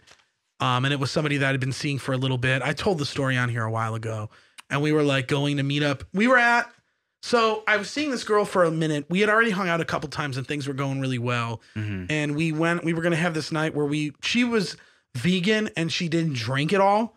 So I had this whole like date night planned out where we were going to go get vegan food at Chicago Diner. Oh, yeah. Okay. It was that whole thing. And then we were going to meet up and get coffee at this coffee bar. So after the dinner. And then she just like dipped out of nowhere. And I'm like, what the fuck? And it was just like, but I still had a great time the first couple dates. And I did feel that feeling where I'm just like, whoa, there's something right there. And I'm just like, holy shit. You know, it's like that. It's like, okay, it is attainable. Yeah, it is an attainable thing. It's just a matter of like, it's hard for me on online dating apps, it's gotten hard to pick up on that. Because sometimes it's like, especially when it's like in the form of texting. I don't think texting somebody. Exactly. Somebody has to be pretty fucking spectacular. That's what I'm saying, dude. And it's like, and that's hard to come across because some people like me are just like not the biggest avid texters to where it's just like, you know, you really got to get a vibe by just meeting somebody in person. And I'm happy to know that, like, I feel like most of my in-person encounters, I'm pretty good. I'm solid with them. And most people walk away with the thought that like, I would totally see this dude again. You know, I don't know if they're feeling that white hot energy right away, but I think there are points in some conversations where it could go in that direction, even if it doesn't. And like, sometimes I'm like, should I exercise on that? Or am I not feeling it? And am I just going to kind of be like, I'm not going to go there right now, you know, depending on the conversation. But I feel like I'm kind of meandering between 18 different points right now, but that's what I feel like I've been doing throughout this whole conversation of dating. Been chock full of stuff. So yeah, man, you're doing just all right. Like it is what it is. You know, like I think the white hotness is good, but I've also met people that are currently in very successful relationships. And they deliberately told me, they were like, yeah, it took me a while and a couple times of seeing this person to really start picking up a connection and feeling this type of emotion. Where a couple of times is reasonable. I'm talking about someone who's like been dating someone for fucking 2 years or 3 years. And it's like, have you never felt like passion? Oh, and I don't think I've ever met anybody like that. Unfortunately. Oh, fuck, man. Where somebody didn't feel anything at all. No, I'm saying you were giving this example of like, you know, people who it's like, oh, we went on 2 or 3 dates and then I started to feel something. It's like, okay, that's normal. Well, that's okay. It wasn't even that. I mean, there were people that were like, yeah, I waited out for a while before I really started to feel like this would be something serious. And then when it got to that point, that's different. Something like, being serious versus like emotion. Seriousness is like I mean, I don't mean like serious mental calculus. I'm talking about like the passion you feel. I'm talking about the emotion too, is what I'm saying. Is like, I know people that didn't feel passionate about somebody until after like a certain amount of time, and then it was just like, oh shit, this potential was just unlocked. And like, that's how I feel about playing music with Eddie. I listen to this shit and I'm like, really, this? And I'm like, all right, well, let me give it a shot. Let me let it grow. Let me grow. And then I'm like, okay, fine. I guess I like the songs. And then like I keep playing them. It's like, well, you know, I guess this is what it is, or I could die alone. So now I love the songs, I guess, you know, kind of like, well, I did the thing. I, you know, had unprotected sex again. And, you know, I knocked her up with a music song, baby. And now we've got this fucking song here. And I guess I got to love it. I hear you. Know? I can't remember the last time I heard a Something Is Waiting song. It was like, I'm in love. Are you for real on that? No, I'm just fucking around. We've been joking around. We like always joke about. Well, you go because obviously, like I think most people know at this point that Gobo is like the writing force. Yeah. So currently, we do have 2/3 of the band here right now, right? Yeah. And you know, like it's one of those things. I do the same thing in Roman Ring. You know, I've told you guys before where like, yeah, there's moments in the songs where like I'm not 100% on board with, but because you guys are, I'm like, yeah, I'll do it. I'll play it if it makes you happy. We wrote some really cool shit the other day. That's what Franco was saying. Yeah. And, but like, there's a couple of moments that like, I'm like, I don't get this song. I don't understand where he's going with this, you know? And then like nowadays you can see the numbers and it's like, holy shit, like this song is the one that people are like, it's a killer song. And I'm like, I don't know. I don't see it, but I'll follow him. I'll follow him through with it. I'm like, all right, he's got the idea. Like, let's do it. You know? Well, and more than that, like I'm being extreme and like making jokes because to me it's funny to like take shots at my own projects. But absolutely. Like, it is a thing where I've definitely had that experience in the writing process with Eddie where I really don't understand what the fuck is happening because we just have a different kind of language of music. But then when it starts clicking, it's really incredible and it's wonderful. But it's also fun to make that shitty joke about like, oh, this fucking thing. I mean, I've been friends with Eddie for so fucking long. Is it safe to assume Eddie comes to you guys with ideas in hand already? Yeah, I think I've in a couple of other platforms where I've had to discuss this or situations, I would say like Eddie has a very strong idea and vision of what he would like the song to be. And you could ascribe a percentage of at minimum 90% of the song within his mind written. Yeah. Okay. And then he'll bring it to the floor and we'll listen, or it starts with me and I'll listen to it and he'll kind of say like, I want X, Y, and Z. Sure. And then I will do my best to bring that, to life. And then sometimes I will add some things here and there, or there's a part that's more open and I get to kind of put my signature on it, or I can sign the parts that he's elucidating, but kind of express it in my own way. But yeah, he's got very strong and focused ideas. And sometimes that's great because sometimes it sucks when you're dealing with guys who don't know what the fuck they want to do and what transition. And you got to like, oh, well, I want this and well, I want that. And sometimes it's nice when you're working with someone who's very sure of what they want. Of course, there's some frustrations that come along with that because it's like, well, I think it should be this or that. Like he wants crash cymbals. And it's like, well, of course you fucking want crash cymbals because you don't understand the subtlety of hitting a hi-hat that's on its way up opening and then slowly closing it. Yeah. It's like all this very like drum centric, very nerdy stuff but that's led to some huge battles between us. I don't know what kind of battles you've had, but yeah, it's well, I haven't really written with the band because when I came in, the second album was pretty much done and we were working on solos. And even then I didn't have much of a much creativity on it because it was just kind of like same thing. Like Gobo has an idea what he's looking for, and then I just try to do my best to get that idea out of him. And then like it was weird. It was a weird process because then once we got in the studio, even that got like kind of thrown out because it's just like, oh no, it doesn't quite work. And then I was like, what do you want me to do? And then Pete was there, helping out too, and like he's got a great ear, so I trust that fucking guy. And so we just kind of hashed it out there.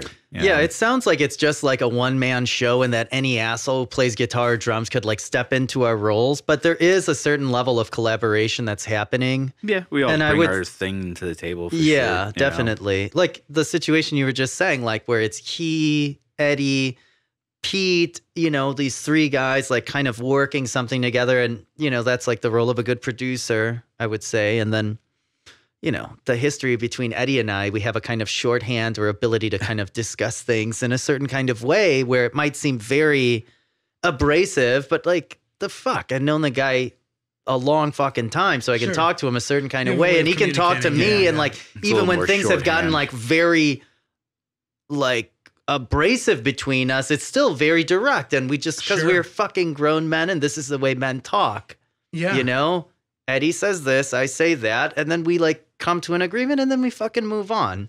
Yeah. And it's great. And it's wonderful. I feel like I relate to Eddie a lot as far as songwriting goes because I feel like I'm the type of person that I can't like Roman Ring is definitely the best example of it too because I can't play guitar. Like I can't go home and like write this pre-production idea out and be like, hey, this is all sick, but I have these ideas in my head, and then I like try to use Nate and Bill as like, I did this really high analogy with Nate the other day because he was, we were talking about writing and we were writing, and I was like, Nate made a comment. He was like, I feel like, I'm not good at coming up with riffs on the spot and I'm not good at writing riffs right away. And I'm like, that's not true. You totally are. And like, I also told him, I'm like, one of the things I like about Nate is I could like, use Nate's guitar skills as like a mech suit that I'm piloting, and I'm just like, do this thing. This would sound cool. This would sound cool. Yeah, that's fucking like, awesome. Yeah, that's cool. Something I like. I think a lot of shit on the newest Roman Ring thing that's not out came out that way. Yeah, because of that.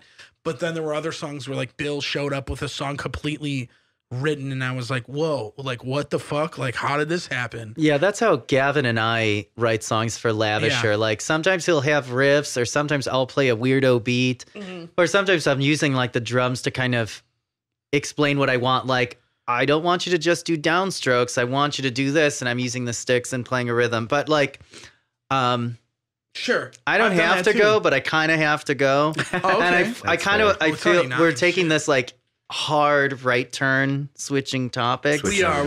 And I kind of want to leave like some meat on this bone to fair. see if I get invited back to like go on further. You broke the coaster.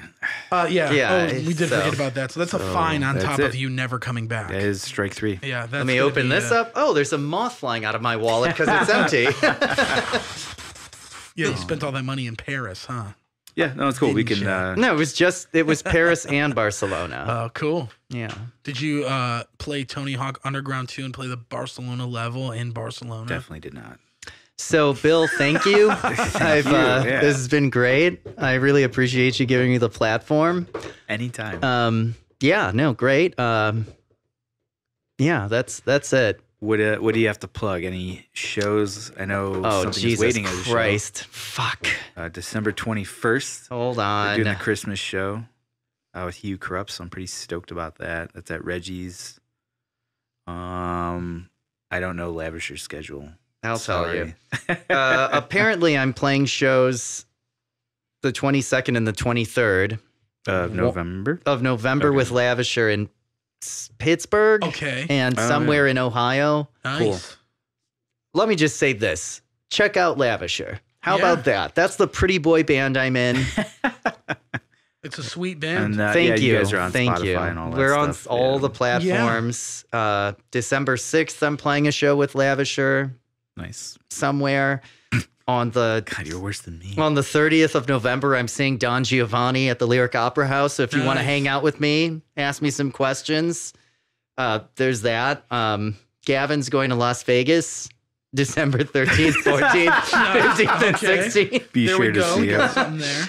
Something is Waiting is playing a Holiday of Horror show. Yeah. On the 21st with Ed Reggie's, or The Joint, with Hugh Corrupts, and Macabre is going to be playing in the big room. Sure. And that's awesome because I played the Holiday of Horror like 18 years ago when I was a kid with my high school band, Psycho Scapegoat. By the time that show rolls around, I'll be 37.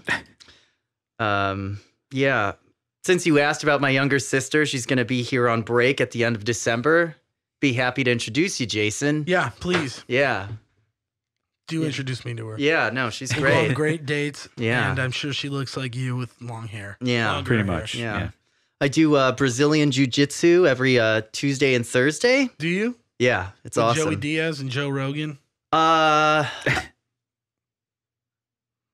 after that, the cleaning lady's coming to my office, but that's every other week That's on a Wednesdays. killer plug. Yeah, so Maria Igareda, she does great work, not that expensive. Your guys' show is the same show as Nate's, same night as The Infected. So yeah, if you guys can't come to our show, then you bounce back. definitely should go to the Infected show, which is awesome. It's their little at Cobra I'm gonna try and Lounge. do both, man. I'm gonna try and catch you guys and He Who Corrupts at Reggie's, and then I'm gonna try and catch The Infected. But Jesus Christ, I want to man! see if I can like make that happen. It'd be awesome because I really, really wanted to see that Infected show. I'll do it, man. I'll drive us to Cobra, sick. and then I'll drive us back to Reggie's after. Oh my God, you are a fucking madman!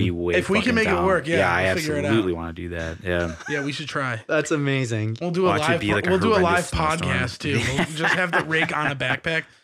That's why I need like a proton I wish I pack? had like a field recorder so we could do stuff like that. Yeah. We could get one. There's Zound sells $1 billion. It's fucking good. What do you got? Stock and Zounds? You always got shit. Jack shit. Like that you were like, you got that pedal through me and Zounds. I was like, it's a whole thing. And GC, those we'll sell it. We'll give it to you in a big box that has nothing in there. Can I just plug a couple more things? Yeah, absolutely. Since we spent a lot of time talking about relationships, if you want to single ladies. If you want to ruin the lady singular, there's only one girl who probably listens to this. Lady. Oh, lady. There's a couple. If you're in a relationship and you're looking for the inspiration to get out, read The Picture of Dorian Gray. It'll ruin your life in the best way.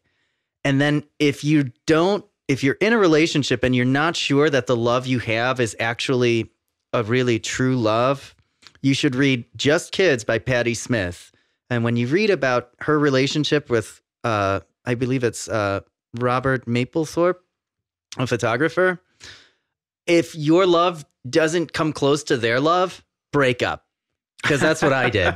Okay. So those 2 books, great. Right. And, well, you know, if you want to read something difficult, you could read De Profundis, but you have to know like Latin and Greek. And... Yeah, it's a Vader record too, so listen to that album after you. Oh, is it? Oh, yeah. That's fucking awesome. Yeah, I think it's like that last one was just a joke, but I mean, it is a good book. Yeah, it's a good. It is Oscar Wilde, great record, and then I think that's it. Okay. Give books you read in your 20s a second chance in your 30s. There's that one too. What about you? Just the Something Is Waiting show. Yeah, Holiday of Horror. That's killer. That's a cool lineup this year, man. I like it a lot. This is the first time I've looked at it. I'm like, oh, I want to go. Who's on it? I'm just so stoked that He Who Corrupts is He Who Corrupts is on No, it. that I know, but I mean like on the macabre side. Macabre, November's Doom is on it. Without Waves is playing. Oh, yeah. Right. I've seen that. I believe. Didn't we play with them? Everything Must Die is on it too. No, you guys, I don't think we've ever played Without Waves. I mean, it's John from Immortal Bird, so maybe that's what you're gonna. Well, we never even played with Immortal Bird. No. We got a show that's being announced tomorrow. Oh, I'm stoked for that. Yeah. What show? Is it the one you were talking about, like a headlining show in the city? Yes. Oh, awesome! A headlining show in the city. So it's gonna be. It's on the last episode. You talk about it. Yeah, I know. Yeah. The announcement you can bring it back up again. Yeah, so it's gonna be announced tomorrow. Well, the episode drops tomorrow. So perfect. Yeah, it worked out.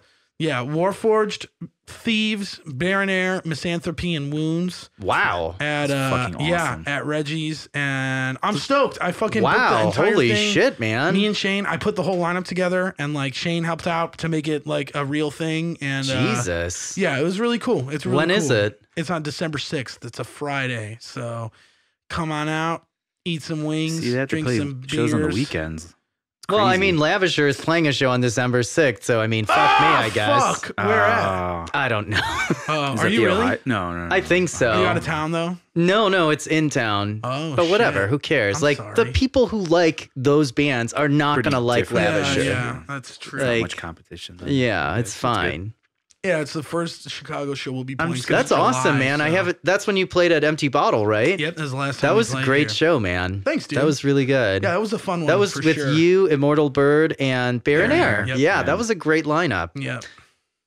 Fuck, I want to go into like how the scene is different and kids don't care. We had that we were talking about it like a few days ago. We were talking about it before we started this. Yeah, I know, but it's done. That's enough. Another Nobody episode. wants to hear me. I'm sure people want to hear you. You know what? You guys keep going. No, stop. I'm out. We're done. We're gonna say goodbye to everybody and thank them for tuning in, and we'll see them next week. So goodbye, everybody. Hopefully, we'll see you. We're gonna have Eddie B back from Rocket Tattoos. Yeah, cool. I'm still trying to work that out. Cool. I love that dude. He's sick. And then we are potentially, or not potentially, but we're gonna do it. We're gonna start a segment where. We're gonna be doing once a month. It's gonna switch off. So once a month we'll be doing new metal albums, and then we're gonna be doing death metal albums, and we're gonna have a returning guest for both of those. That's awesome. That's super cool. So we'll all listen to them and talk our talk. That's awesome. That's great. We gotta talk about it a little bit more, but hopefully the next episode we will have the albums picked out, and we can tell everybody, and that way they can listen to them and be on the same page as us. I have one for the death metal side picked out, I think. I've been going back and forth, but I have a good idea of what I'm going to suggest to everybody. Awesome. So, very cool. So, thank you, everybody, and we'll see you next week. Yeah. Bye. Yeah, goodbye. Not see you later. Just goodbye. Bye.